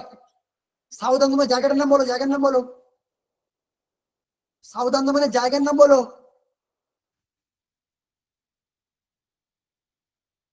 জায়গার নামটাই পরীক্ষাতে এসেছিল, পোর্ট ব্লেয়ার। পোর্ট ব্লেয়ার যে yes, very good, very good. পোর্ট ব্লেয়ারে যে বিমানবন্দরটা আছে তার নাম হচ্ছে বীর সাভারকার আন্তর্জাতিক বিমানবন্দর। ডব্লিউবিসিএস এর কোশ্চেন, এবং অন্য অন্য পরীক্ষা তো আসতেই পারে, ঠিক আছে, এসছেও। চলো তাহলে আমরা এবার ডানকান প্যাসেজটা বুঝে নেই, এবার আমাদের ইতিহাস একটু পড়তে হবে। আচ্ছা, ডানকান প্যাসেজটা হচ্ছে ঠিক এই জায়গায়, কালার চেঞ্জ করি তাহলে তবে বুঝতে সুবিধা হবে। এই যে বলতো কার কার মাথাতে গেল? এই যে সাউথ আন্দামান আর লিটিল আন্দামান, এই দুটোর মাঝখান থেকে গেছে ডানকান প্যাসেজ, মনে থাকবে। তাহলে সাউথ আন্দামান আর নিচের লিটিল আন্দামান মাঝ বরাবর গেছে ডানকান প্যাসেজ। ক্লিয়ার আছে সবার কাছে? বেশ। আচ্ছা, একটা পয়েন্ট আমি স্কিপ করে গেছি, তোমাদের এইগুলো হয়ে গেল। আমার 4টে পয়েন্ট একটু বলার আছে, একটু লিখে দেখে নাও।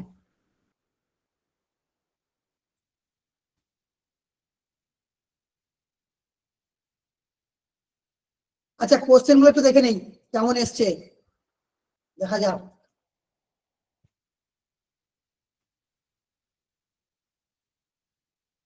এবার পুরো কোশ্চেনটা আমরা করব।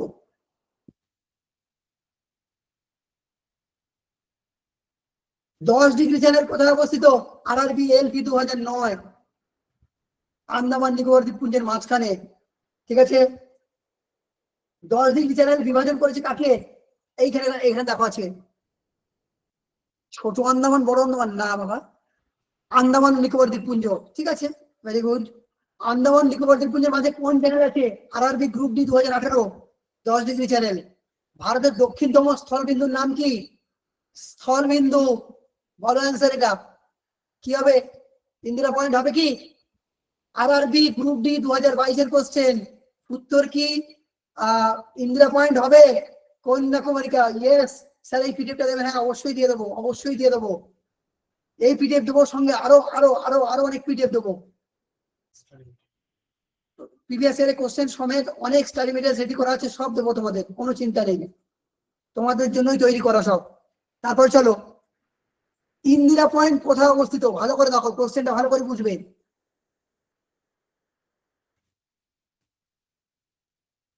কি হবে? গ্রেট নিকোবরে। তোমরা দেখেছো একটু আগে, এই যে গ্রেট নিকোবর। আচ্ছা বলো তো, নিকোবর নিকোবর আইল্যান্ডস এর সবচেয়ে বড় দ্বীপের নাম কি? বলো, নিকোবর আইল্যান্ডস এর সবচেয়ে বড় দ্বীপের নাম কি? নিকোবর আইল্যান্ডস এর সবচেয়ে বড় দ্বীপের নাম কি?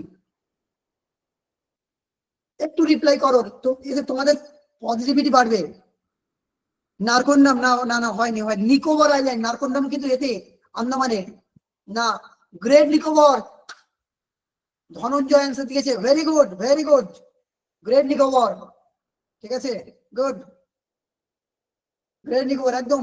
অরিজিৎ অ্যান্সার দিয়েছে, ওকে, অর্পিত অ্যান্সার দিয়েছে, good good good, very good, very good.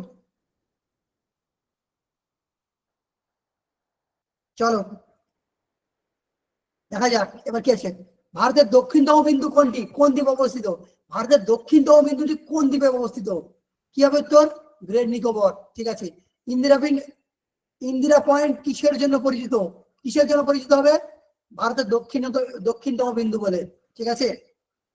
তো আরেকটা সহজ কোশ্চেন রয়েছে, সবই দেখো রেলের কোশ্চেন। আচ্ছা, এইবার আমি একটা দারুণ জিনিস করাচ্ছি, একটু নোট করো, এটা স্ক্রিনশট নিয়ে নাও বা এটা দিয়ে দেবো পিডিএফ, একটু খেয়াল করো। ভারতের দক্ষিণতম বিন্দু তো আমরা করেছি, তোমরা হয়তো অনেকে নামগুলো জানো, অনেকে জানো না, আমি তাই সবার জন্য বলছি। দক্ষিণতম বিন্দু যেমন আমরা করেছি, তেমন পূর্ব পশ্চিম উত্তর সব আমাদের করতে হবে, পরীক্ষায় বারবার ঘুরিয়ে ফিরিয়ে দিয়েছে।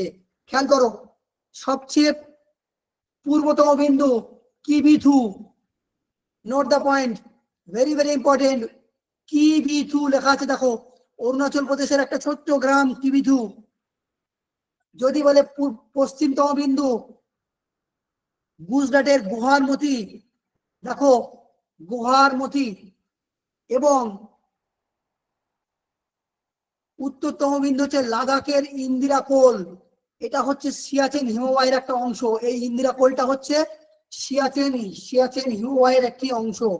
ঠিক আছে, তাহলে চারদিকে ভারতের চারপাশে 4টে পয়েন্ট ক্লিয়ার। এগুলো বেসিক জিনিস, তবু আমি একটু করাচ্ছি, অনেকের কাছে একটু নতুন। ঠিক আছে, এই লেন্থ, ভারতের লেন্থ টেন্থ সবগুলো করাবো, সব সব রয়েছে, এগুলো পরীক্ষায় প্রচুর আসে, সব দেবো, সব করে দেবো। ঠিক আছে, আচ্ছা বেশ, তাহলে আচ্ছা ইতিহাসে, আচ্ছা রামসার সাইটটা আজকে বলবো নাকি হিস্ট্রিতে যাবো, তোমাদের মতামত চাইছি। যদি বলো স্যার রামসার সাইট বলুন, তাহলে রামসার সাইট কমেন্ট করো, নাহলে হিস্ট্রি কমেন্ট করো। রামসার সাইটটা খুব সুন্দর বোঝানোর জিনিস আছে। হ্যাঁ বই বলে দেবো, বই বলে দেবো, বই নিয়ে চিন্তা নেই, বই নিয়ে চিন্তা নেই, বই বলে দেবো। আচ্ছা হিস্ট্রিও চাইছে, রামসার সাইটও চাইছে।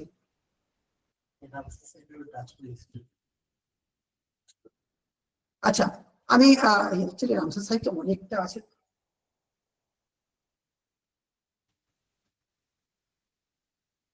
আচ্ছা হিস্ট্রি অনেকেই আছে, অনেকেই বলছে, চলো হিস্ট্রি। আচ্ছা রামসার সাইটটা একটু হালকা করে টাচ করে দিই, এখানে কোশ্চেন আসছে কিছু, জাস্ট 5 মিনিট সময় নেবো, এই 5 মিনিটের মধ্যে শেষ করে দেবো। ঠিক আছে,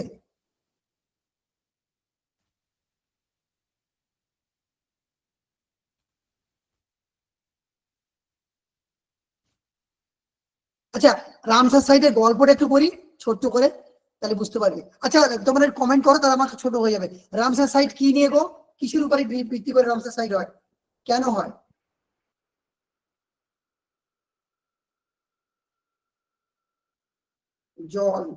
জলাভূমি, ভেরি গুড। আচ্ছা ভেরি গুড, জলাভূমি। জলাভূমিকে ভারত, পৃথিবীর, সরি এই এই এই বিশ্বের, এই পৃথিবীর কিডনি বলে। কেন কিডনি বলে? কারণ আমাদের, হ্যাঁ ঠিক আছে, conservation wild life, very good. কারণ এই দেখো, জলাভূমিতে বিভিন্ন নালা থেকে জল এসে জমা হয়, জল অনেক দূষিত জলগুলো আসছে, এসে অনেক সময় জমে থাকছে, ফলে জলের মধ্যে যত দূষিত পদার্থ আছে থিতি নিচে পড়ে যাচ্ছে। ঠিক আছে, ফলে পিওর জলটা উপরে আছে এবং উপর জলটা নালাতে বেরিয়ে যাচ্ছে, অন্য জায়গায় চলে যাচ্ছে। তার মানে আমাদের কিডনির যেমন কাজ, ডায়ালিসিস করে, অর্থাৎ রক্তের মধ্যে দূষিত পদার্থগুলোকে আলাদা করে ছেঁকে নেয়, ঠিক তেমনই আমাদের পরিবেশের দূষিত, জলের দূষিত পদার্থগুলোকে ছেঁকে নেয় হচ্ছে আমাদের জলাভূমি। তাই জলাভূমিকে এই পরিবেশের বৃক্ক বলে, দ্য কিডনি অফ নেচার বলে। ঠিক আছে, এই তাহলে জলাভূমিকে সংরক্ষণ করতেই হবে। জলাভূমিকে সংরক্ষণ না করলে আমাদের এই পরিবেশ বাঁচবে না। সেজন্য রামসার বলে একটা জায়গা, রামসার কোথায় সেটা জানতে হবে। 1971 সাল, রামসার হচ্ছে ইরানের একটা শহর, সেই শহরের 2 ফেব্রুয়ারি, তারিখটা মনে রাখবেন, 2 ফেব্রুয়ারি বিশ্বের বড় বড় নেতারা বসেছে যে জলাভূমিকে বাঁচাতে হবে, আমার বিজ্ঞানীরা বলেছে জলাভূমিকে বাঁচাতে হবে। তাই জলাভূমি সংরক্ষণের জন্য 1971 সালের 2 ফেব্রুয়ারি মিটিং বসেছিল, এবং ঠিক হলো প্রত্যেক দেশে জলাভূমিগুলোকে সংরক্ষণ করার ব্যবস্থা করা হবে। ঠিক আছে, 1971 সাল, হ্যাঁ ঠিক।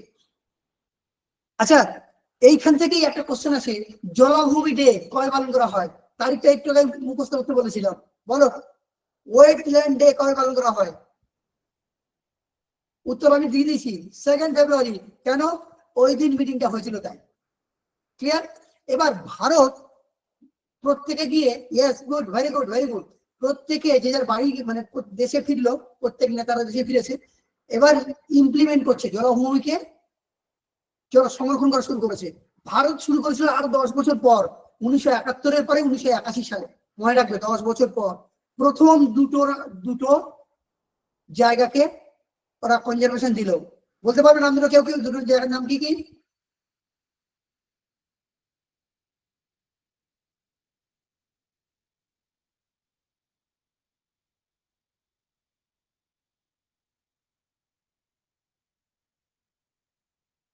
আচ্ছা, প্রথম দুটো জায়গার নাম দিয়েছিল, মানে ভারত প্রথম 1981 সালের পরীক্ষা আসে, প্রথম কোন দুটো জায়গাকে রামসার সাইট বলে ঘোষণা করেছিল? এক, উড়িষ্যার চিল্কা হচ্ছে, দুই, ঘানা, রাজস্থানের ঘানা, যার আর এক নাম ভরতপুর, যার আর এক নাম কেওয়ালেডো। প্রত্যেকটা নাম দিয়ে পরীক্ষায় কোশ্চেন এসছে। তাহলে আমাদের একটা জায়গায় তিনটে নাম, ঘানা, ভরতপুর, কেওয়ালেডো। এখানে পাখি সংরক্ষণ করা হয়, মনে রাখবে, মনে রাখবে। অ্যাকচুয়ালি জলাভূমিগুলোতে মেনলি পাখি বার্ড স্যাংচুয়ারি করা হয়েছে, ঠিক আছে। তাহলে যদি বলে ভারতের প্রথম দুটো জলাভূমির নাম বলো, কি কি হবে? একদম ফার্স্ট 1981 সালে কি কি হবে? চলো আমরা কোশ্চেন অ্যান্সার গুলো করে নিই, তাহলে বুঝতে পারবে অ্যান্সার। চিল্কা, গুড। আর একটা কেওয়ালাডেও, কেওয়ালাডেও আছে এখানে, দেখতে পাবে। ঘানা, ঠিক আছে। ভরতপুর, ঘানার আবার তিনটে নাম, ভরতপুর, কেওয়ালাডেও, এইসব নাম আছে, ঠিক আছে।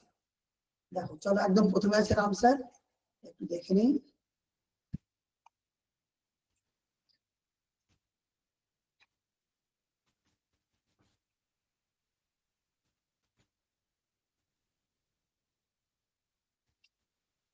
চলো দেখো কোশ্চেন গুলো দেখো। আচ্ছা, কোশ্চেনটা কোথায় গেল? ও, ভারতের প্রথম রামসার সাইট কোনটি, কি হবে? চিল্কা। 1981 সালে একটু আগে বলেছি, দেখো যা পড়াবো তাই কোশ্চেন আছে। তুমি বলে স্যার যেগুলো কোশ্চেন আছে আপনি সেগুলো রেডি করেছেন, এগুলো আগে থেকে আমি কোশ্চেন সবে আজকে তৈরি করছি, মানে তোমাদের জন্য আলাদা করে পিডিএফ তৈরি হচ্ছে, কিন্তু এগুলো পড়াতেই হবে, এগুলো বাদ দিয়ে কোশ্চেন হয় না, পড়ানো হয় না, ঠিক আছে। রামসার সাইটটি শব্দ কিসের সঙ্গে যুক্ত? জলাভূমি সংরক্ষণ করেছিলাম আমরা। রামসার কনভেনশন কোন বিষয়ের সঙ্গে সম্পর্কিত? আরবি যেইটি এসেছিল, জলাভূমি সংরক্ষণ। আচ্ছা, চিল্কা একটি রামসার সাইট কোন রাজ্যে অবস্থিত? বলো। উড়িষ্যা, গুড। সব দেখো সালে এসছে, প্রত্যেকটা সালের কোশ্চেন। রামসার কনভেনশন অনুষ্ঠিত হয়েছিল কোন দেশে? ইরান। চলো, এই পর্যন্ত শেষ। তাহলে রামসার নিয়ে মোটামুটি হলো, পরে ক্লাসে আরো অনেক কিছু হবে, ডিটেলস আছে, ঠিক আছে। লেটেস্ট লেটেস্ট রামসার সার্কুলার পরীক্ষাতে আছে, কতগুলো কি আছে, এগুলো অনেক কিছু আছে, ঠিক আছে। বাস, চলো এবার একটু হিস্ট্রি চলা শুরু করা যাক।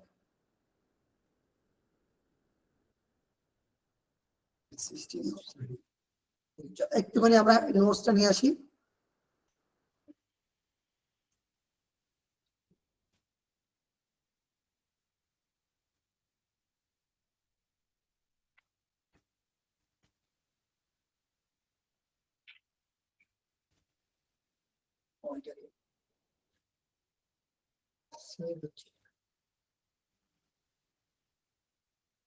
এই একটা এমন খুব সমস্যা হচ্ছে।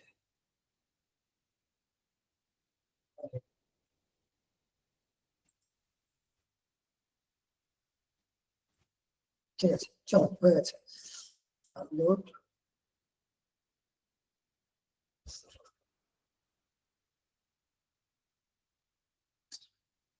চলো হিস্ট্রি পেজ খুলছে।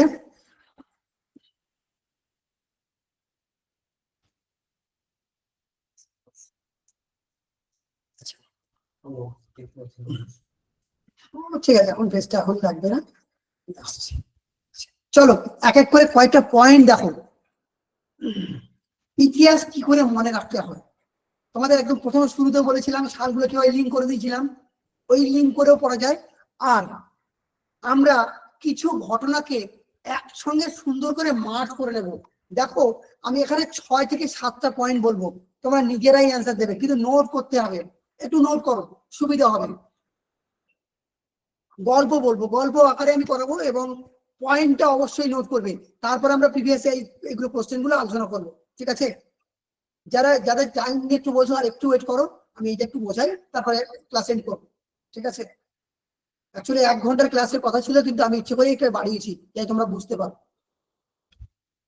চলো দেখো, 1929 সাল।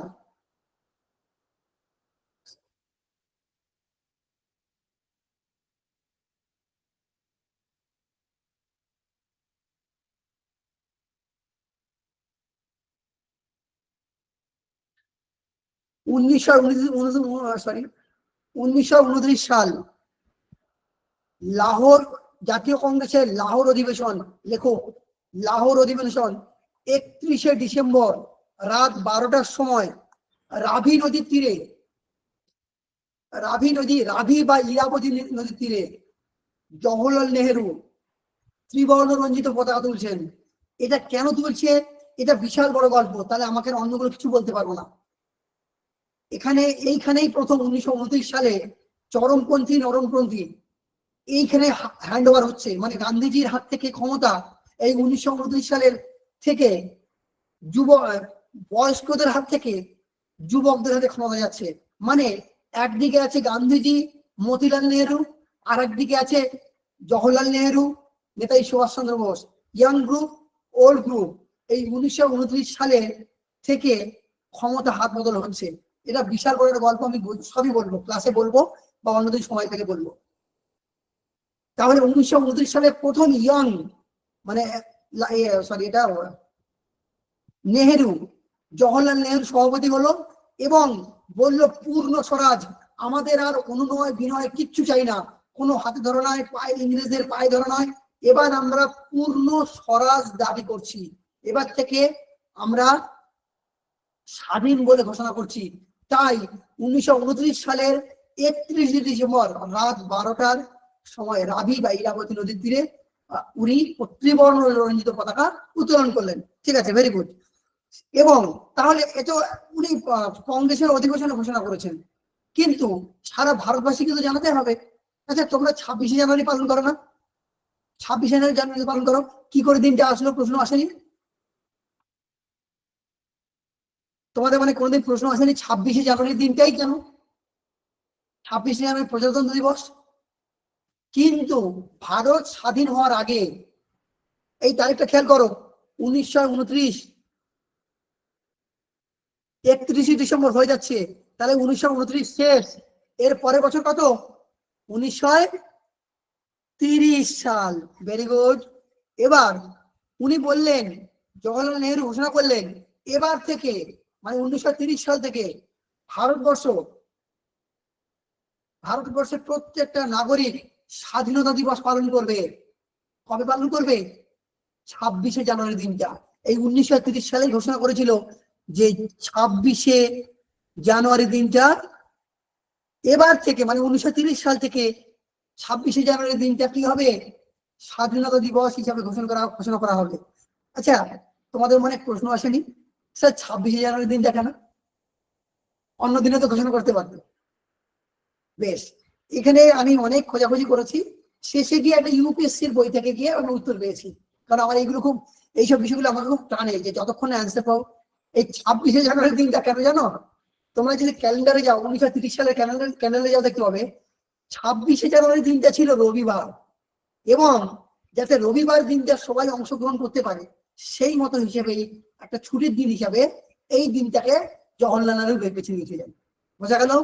এইটাই কিন্তু, এবং একটা ইউপিএসসির বইতে পরিষ্কার করে একটা এক্সপ্লেন করা আছে যে ফর দ্যাট 26শে জানুয়ারি এই দিনটাকেই উনি চুজ করেছিলেন। ক্লিয়ার? তাহলে 1929 1930 26শে জানুয়ারি হয়ে গেল।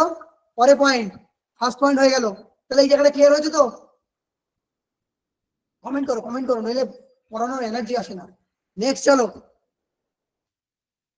দেখো পয়েন্টগুলো কি পরপর খাতায় লিখবে, দেখবে এক্ষুনি রেডি হয়ে যাবে। এই 1930 সাল 12ই মার্চ কি হয়েছিল বলতে পারবে? গুজরাটের সবরমতী নদীর তীরে সবরমতী আশ্রম থেকে গান্ধীজি 78 জন অনুগামী নিয়ে, আমি যে কটা পয়েন্ট বলে বলে যাব সব কটাই পরীক্ষাতে এসছে, 78 জন অনুগামীকে সঙ্গে নিয়ে ডান্ডি মার্চ শুরু করেছিলেন গুজরাটের ডান্ডি নামক গ্রামের উদ্দেশ্যে। ঠিক আছে? তাহলে 1930 সালে 12ই মার্চ সাল তারিখ ইম্পর্টেন্ট হয়ে গেল ডান্ডি মার্চের জন্য। তারপরের তারিখ 1930 সালের 6ই এপ্রিল, ভালো করে করো, ভীষণ ইম্পর্টেন্ট। কি হলো? উনি 5ই এপ্রিল ডান্ডি গ্রামে সন্ধ্যেবেলা পৌঁছে গেছেন। তারপরের দিন সকাল অর্থাৎ 6ই এপ্রিল ওখানে ডান্ডি নামক সমুদ্র তীরবর্তী একটা গ্রামে একদম সমুদ্রের জল থেকে লবণ তৈরি করলেন, নিজে হাতে লবণ তৈরি করলেন। আচ্ছা, এত কিছু থাকতে একটা লবণ তৈরি করে আইন অমান্য আন্দোলন করলেন। কি করলেন? সিভিল ডিসওবিডিয়েন্স বা আইন অমান্য আন্দোলন শুরু করলেন। আচ্ছা, এত কিছু থাকতে একটা লবণ কেন? লবণ, এটাকে বলা হবে লবণ সত্যাগ্রহ। তোমাদের মানে প্রশ্ন আসলে লবণ কেন? চলো তাহলে ব্যাখ্যা করি। আচ্ছা, এটা একটু সময় লাগবে। লবণ কেন করবো ব্যাখ্যা, ইয়েস অর নো? যদি জানা থাকে করবো না, কোনো অসুবিধা নেই।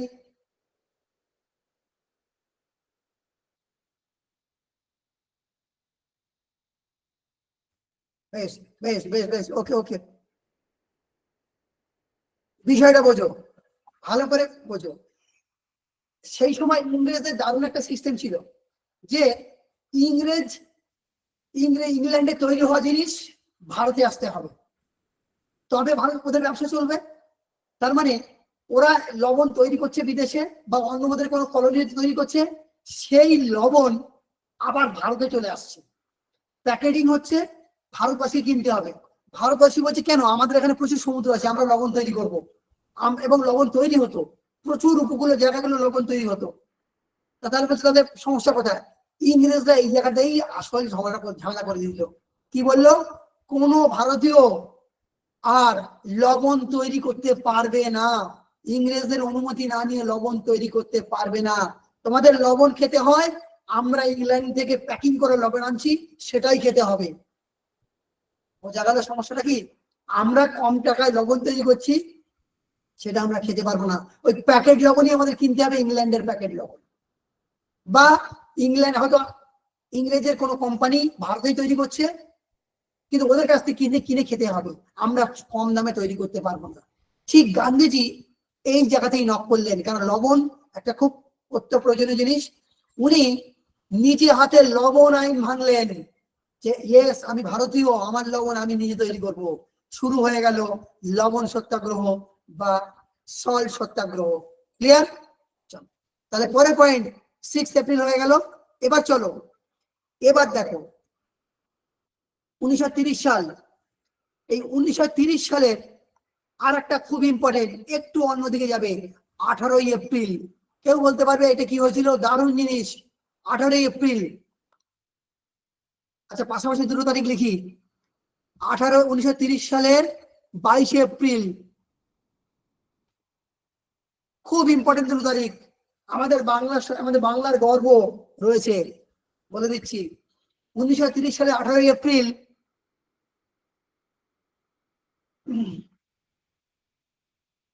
অস্ত্রাগার লুণ্ঠন, চট্টগ্রাম অস্ত্রাগার লুণ্ঠন, মনে পড়ছে? কার নেতৃত্বে? আমাদের সবার প্রিয় মাস্টার দাশগুপ্ত সেন। এবং 1930 সালের 22শে এপ্রিল ওই যে অস্ত্রগুলো লুট করলো, ওগুলো নিয়ে কোথায় গেল?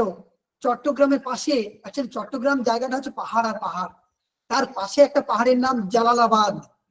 সেই জালালাবাদ পাহাড়ের উপরে অস্ত্রগুলো সঞ্চয় করলো, এবং সেই অস্ত্রগুলো দিয়ে ইংরেজদের বিরুদ্ধে শুরু হলো যুদ্ধ, যার নাম জালালাবাদ যুদ্ধ, 1930 সাল 22শে এপ্রিল। আর ভুলবে? বলো। চলো, এই 30 সালে আর দুটো জিনিস আমি এক করে ধরবো আবার। 1930 সালে আর দুটো জিনিস পড়বো, তাহলে আমাদের এটা রেডি হবে, সার্কেলটা কমপ্লিট হবে। 1930 সালের, আচ্ছা একটু এদিকে লিখছি, 1930 সালের নভেম্বর মাস শুরু হলো প্রথম গোল টেবিল বৈঠক। কি হলো? প্রথম গোল টেবিল বৈঠক কোথায় শুরু হয়েছিল? লন্ডনে। কারণ ওসব বড় বড় জিনিস তো আমাদের এখানে হবে না, ইংরেজরা ডেকেছে, লন্ডনে তৈরি হবে, ঠিক আছে। এবং আর একটা জিনিস, এই প্রথম গোল টেবিল বৈঠকে কিন্তু কংগ্রেস যোগ দেয়নি, ঠিক আছে। আর একটা পয়েন্ট, 1930 সাল 8ই ডিসেম্বর, যেগুলো আমি তারিখ লেখাবো একদম মুখস্থ করে নেবে। 8ই ডিসেম্বর বলে কি হয়েছিল আমাদের কলকাতায়? সেই অলিন্দ যুদ্ধ, বিনয় বাদল দীনেশ, আজও সেই জায়গাটা আছে। কয়েকদিন আগে আমি রাইটার্স ওখানে গেছিলাম, এখনো সেই জায়গা রয়েছে। বিনয় বাদল দীনেশ রাইটার্স যুদ্ধ, সিমসং সাহেবকে হত্যা করার জন্য ওরা গেছিল, মনে পড়ে অলিন্দ যুদ্ধ? তাহলে 1930 সালে কি কি পেলাম? চোখ বন্ধ করে একবার ভেবে নাও, একটু কাইন্ডলি আমার কথা শোনো, চোখ বন্ধ করো, সবাইকে রিকোয়েস্ট করছি চোখ বন্ধ করো, এক এক করে পুরো সাজিয়ে নাও মাথায় 1929 থেকে লাহোর অধিবেশন থেকে শুরু করো, এক এক করে এটা রেডি করো, চোখ বন্ধ করো, 2 মিনিট সময় নাও, নিয়ে সবাই আমাকে অ্যান্সার করো, দেখবে রেডি হয়ে গেছে এক্ষুনি, গল্পের মতো জিনিস। Ready, start. চোখটা বন্ধ করে ভাববে, তবে ইজিলি মনে পড়বে।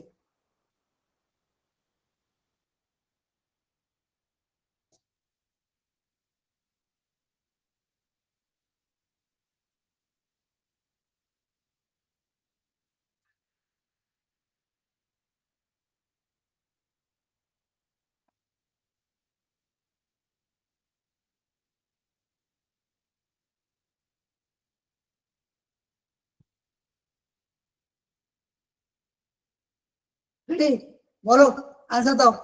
তাহলে 1929 ফার্স্ট পদের কি হয়েছিল?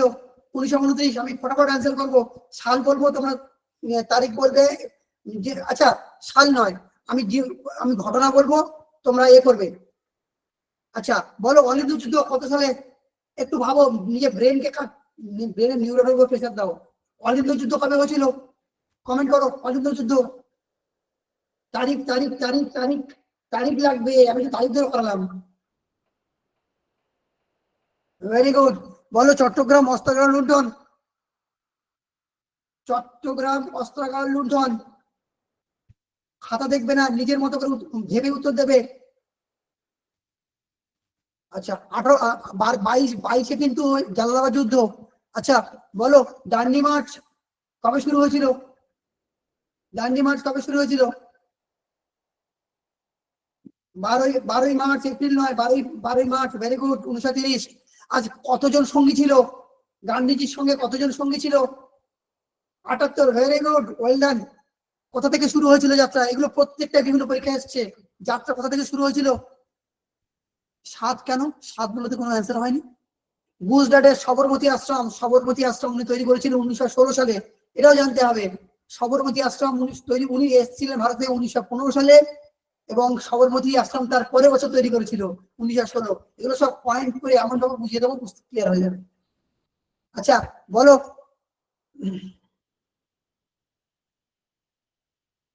বেশ, তাহলে 9:30 বেজে গেছে, অনেকের অনেক কাজ আছে। ক্লাস কে পর্যন্ত রাখবো না কন্টিনিউ করবো? আমার স্টকে প্রচুর রয়েছে, আমি বললে 3-4 ঘন্টা ক্লাস নেবো, আমার কোনো সমস্যা হয় না পড়ানোর কথা বললে।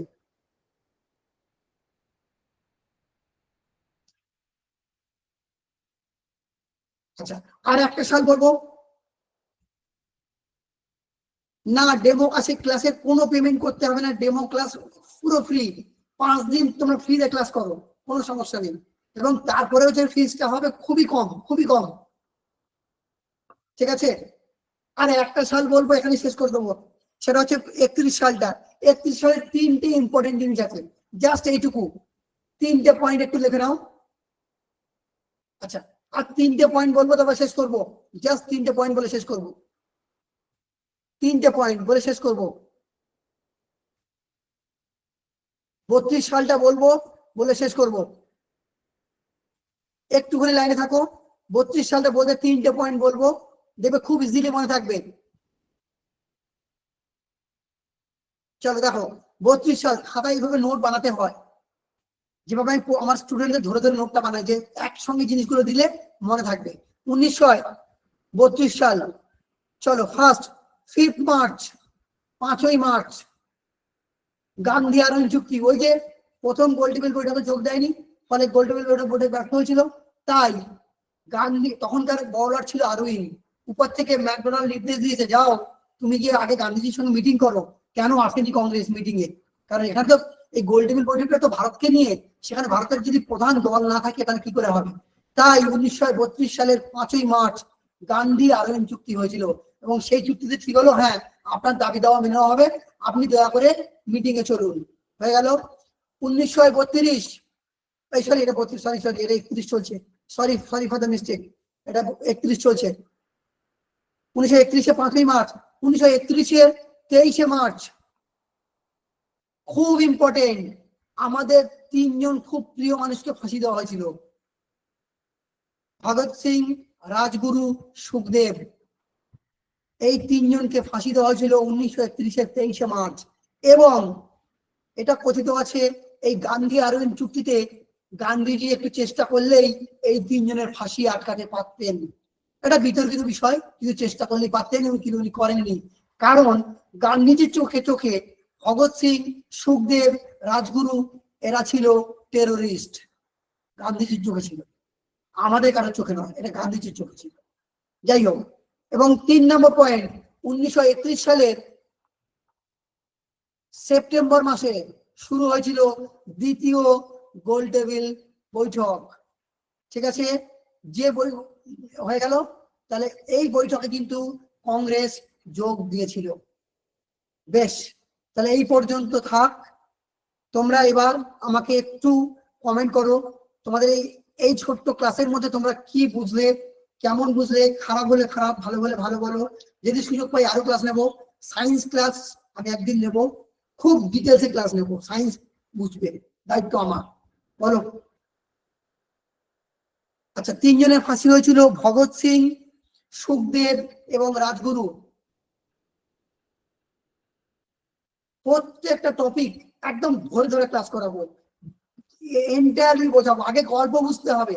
দেখো, শুধু নোটসে আমি বিশ্বাস করি না, কারণ দেখো বড় চাকরি পেতে গেলে নোট করলে হবে না, তোমাকে পুরো গল্পটা, ব্যাকগ্রাউন্ডটা জানতে হবে। ঠিক আছে, সেই ব্যাকগ্রাউন্ডটাই জানতে পারলে তুমি ইজিলি অ্যান্সার করতে পারবে। ঠিক আছে, বেশ, থ্যাংক ইউ কমেন্টগুলোর জন্য। হ্যাঁ, এভাবেই ধরে ধরে ক্লাস করাই, এবং আমি ম্যাক্সিমাম জিকে ক্লাসটা আমি নেবো, কারণ সায়েন্সটা করাতে হবে, রেলে সায়েন্স খুব ইম্পর্টেন্ট। ম্যাথের আলাদা টিচার আছেন, জিআই টিচার আছেন, কারেন্ট অ্যাফেয়ার্সের আলাদা টিচার আছেন, ওগুলো করাবেন, কিন্তু সায়েন্সটা আমার হাতে রাখবো। ঠিক আছে, কালকে সন্ধ্যে 7টায় ক্লাস, সন্ধ্যে 7টায় জিআই ক্লাস, ম্যাথ ক্লাস পরশুদিন হবে, পরশুদিন 8টার সময় ম্যাথ ক্লাস হবে, গ্রুপে সব দিতে হবে। ক্লাস 9টা থেকে করলে ভালো হয়। আচ্ছা, দেখছি। ঠিক আছে, তবে রেকর্ডিং ক্লাস আছে, তুমি পেয়ে যাবে, চিন্তা নেই। ঠিক আছে, রিজনিং, হ্যাঁ রিজনিং কালকে হচ্ছে, আগামীকাল রিজনিং ক্লাস হবে। ক্লাসটা করো, স্যারের ক্লাস একবার করার পর আমাকে বলবে। অভিষেক স্যার করাবেন, খুব ভালো করান। না অ্যাকচুয়ালি শুনে, আগামীকাল স্যারের একটা অলরেডি পড়ানোর শিডিউল আছে, তাই উনি পাচ্ছেন না, তাই 7টা থেকে হচ্ছে। রেকর্ডিং পেয়ে যাবে, গ্রুপে দিয়ে দেবো। পিডিএফ, অবশ্যই পিডিএফ দিয়ে দেবো। পিডিএফ এই একটু পরেই পিডিএফ তোমাদের গ্রুপে দিয়ে দিচ্ছি। একটু পরে এই যে আছে ক্লাস হলো, এর পিডিএফটা পাবে, সঙ্গে তোমাদের স্টাডি মেটেরিয়ালস দিয়ে যাবে, পিডিএফ পেয়ে যাবে। ঠিক আছে, আজকের ইতিহাস, ভূগোল এবং পলিটিক্যাল সায়েন্সের পিডিএফ পেয়ে যাবে, প্রচুর কোশ্চেন পাবে, তোমাদের প্রচুর কোশ্চেন দেবো। ঠিক আছে, বেশ, আজ তাহলে এই পর্যন্ত। দেখি আকার কোনো কোশ্চেন থাকলে বলো। আইটিআই না থাকলে কোনো প্রবলেম হবে? এই গ্রুপ ডি তে সম্ভবত আইটিআই করেছে, একটা রুলস করেছে শুনছিলাম। ঠিক আছে, railway group D admit card কবে ছাড়বে স্যার? দেরি আছে, ওটা এখন হবে না, অ্যাডমিট অবশ্যই পুজোর পর, দেরি আছে। গ্রুপ লিঙ্কটা স্যার, গ্রুপ লিঙ্ক, আচ্ছা গ্রুপ, তুমি আমাকে মেসেজ করো, আমি গ্রুপ লিঙ্ক দিয়ে দিচ্ছি। আমাকে আমার নাম্বার 9163635818, এখানে মেসেজ করো, আমি লিঙ্ক দিয়ে দিচ্ছি। নাম্বারটা আমি লিখে দিচ্ছি, একবার একটু দেখে নাও, যারা লিঙ্ক যেতে পারোনি। দুটো নাম্বার দিচ্ছি, যে কোনো একটা করো, 9163635818, আর একটা আছে 7003997659। এই দুটো নাম্বারে টেক্সট করো, আমি ডিটেল গ্রুপ লিঙ্ক দিয়ে দিচ্ছি, পিডিএফ আমি তুমি পাঠিয়ে দেবো। ঠিক আছে, বেশ, তাহলে আজকে এই পর্যন্ত। গুড নাইট সবাইকে। সবাই অবশ্যই ডেমো ক্লাসগুলো করো, আমার রিকোয়েস্ট, ডেমো ক্লাসগুলো করো, ক্লাস কেমন হয় তারপরে কথা বলো। ঠিক আছে, ওকে, গুড নাইট তাহলে আজকে সবাইকে।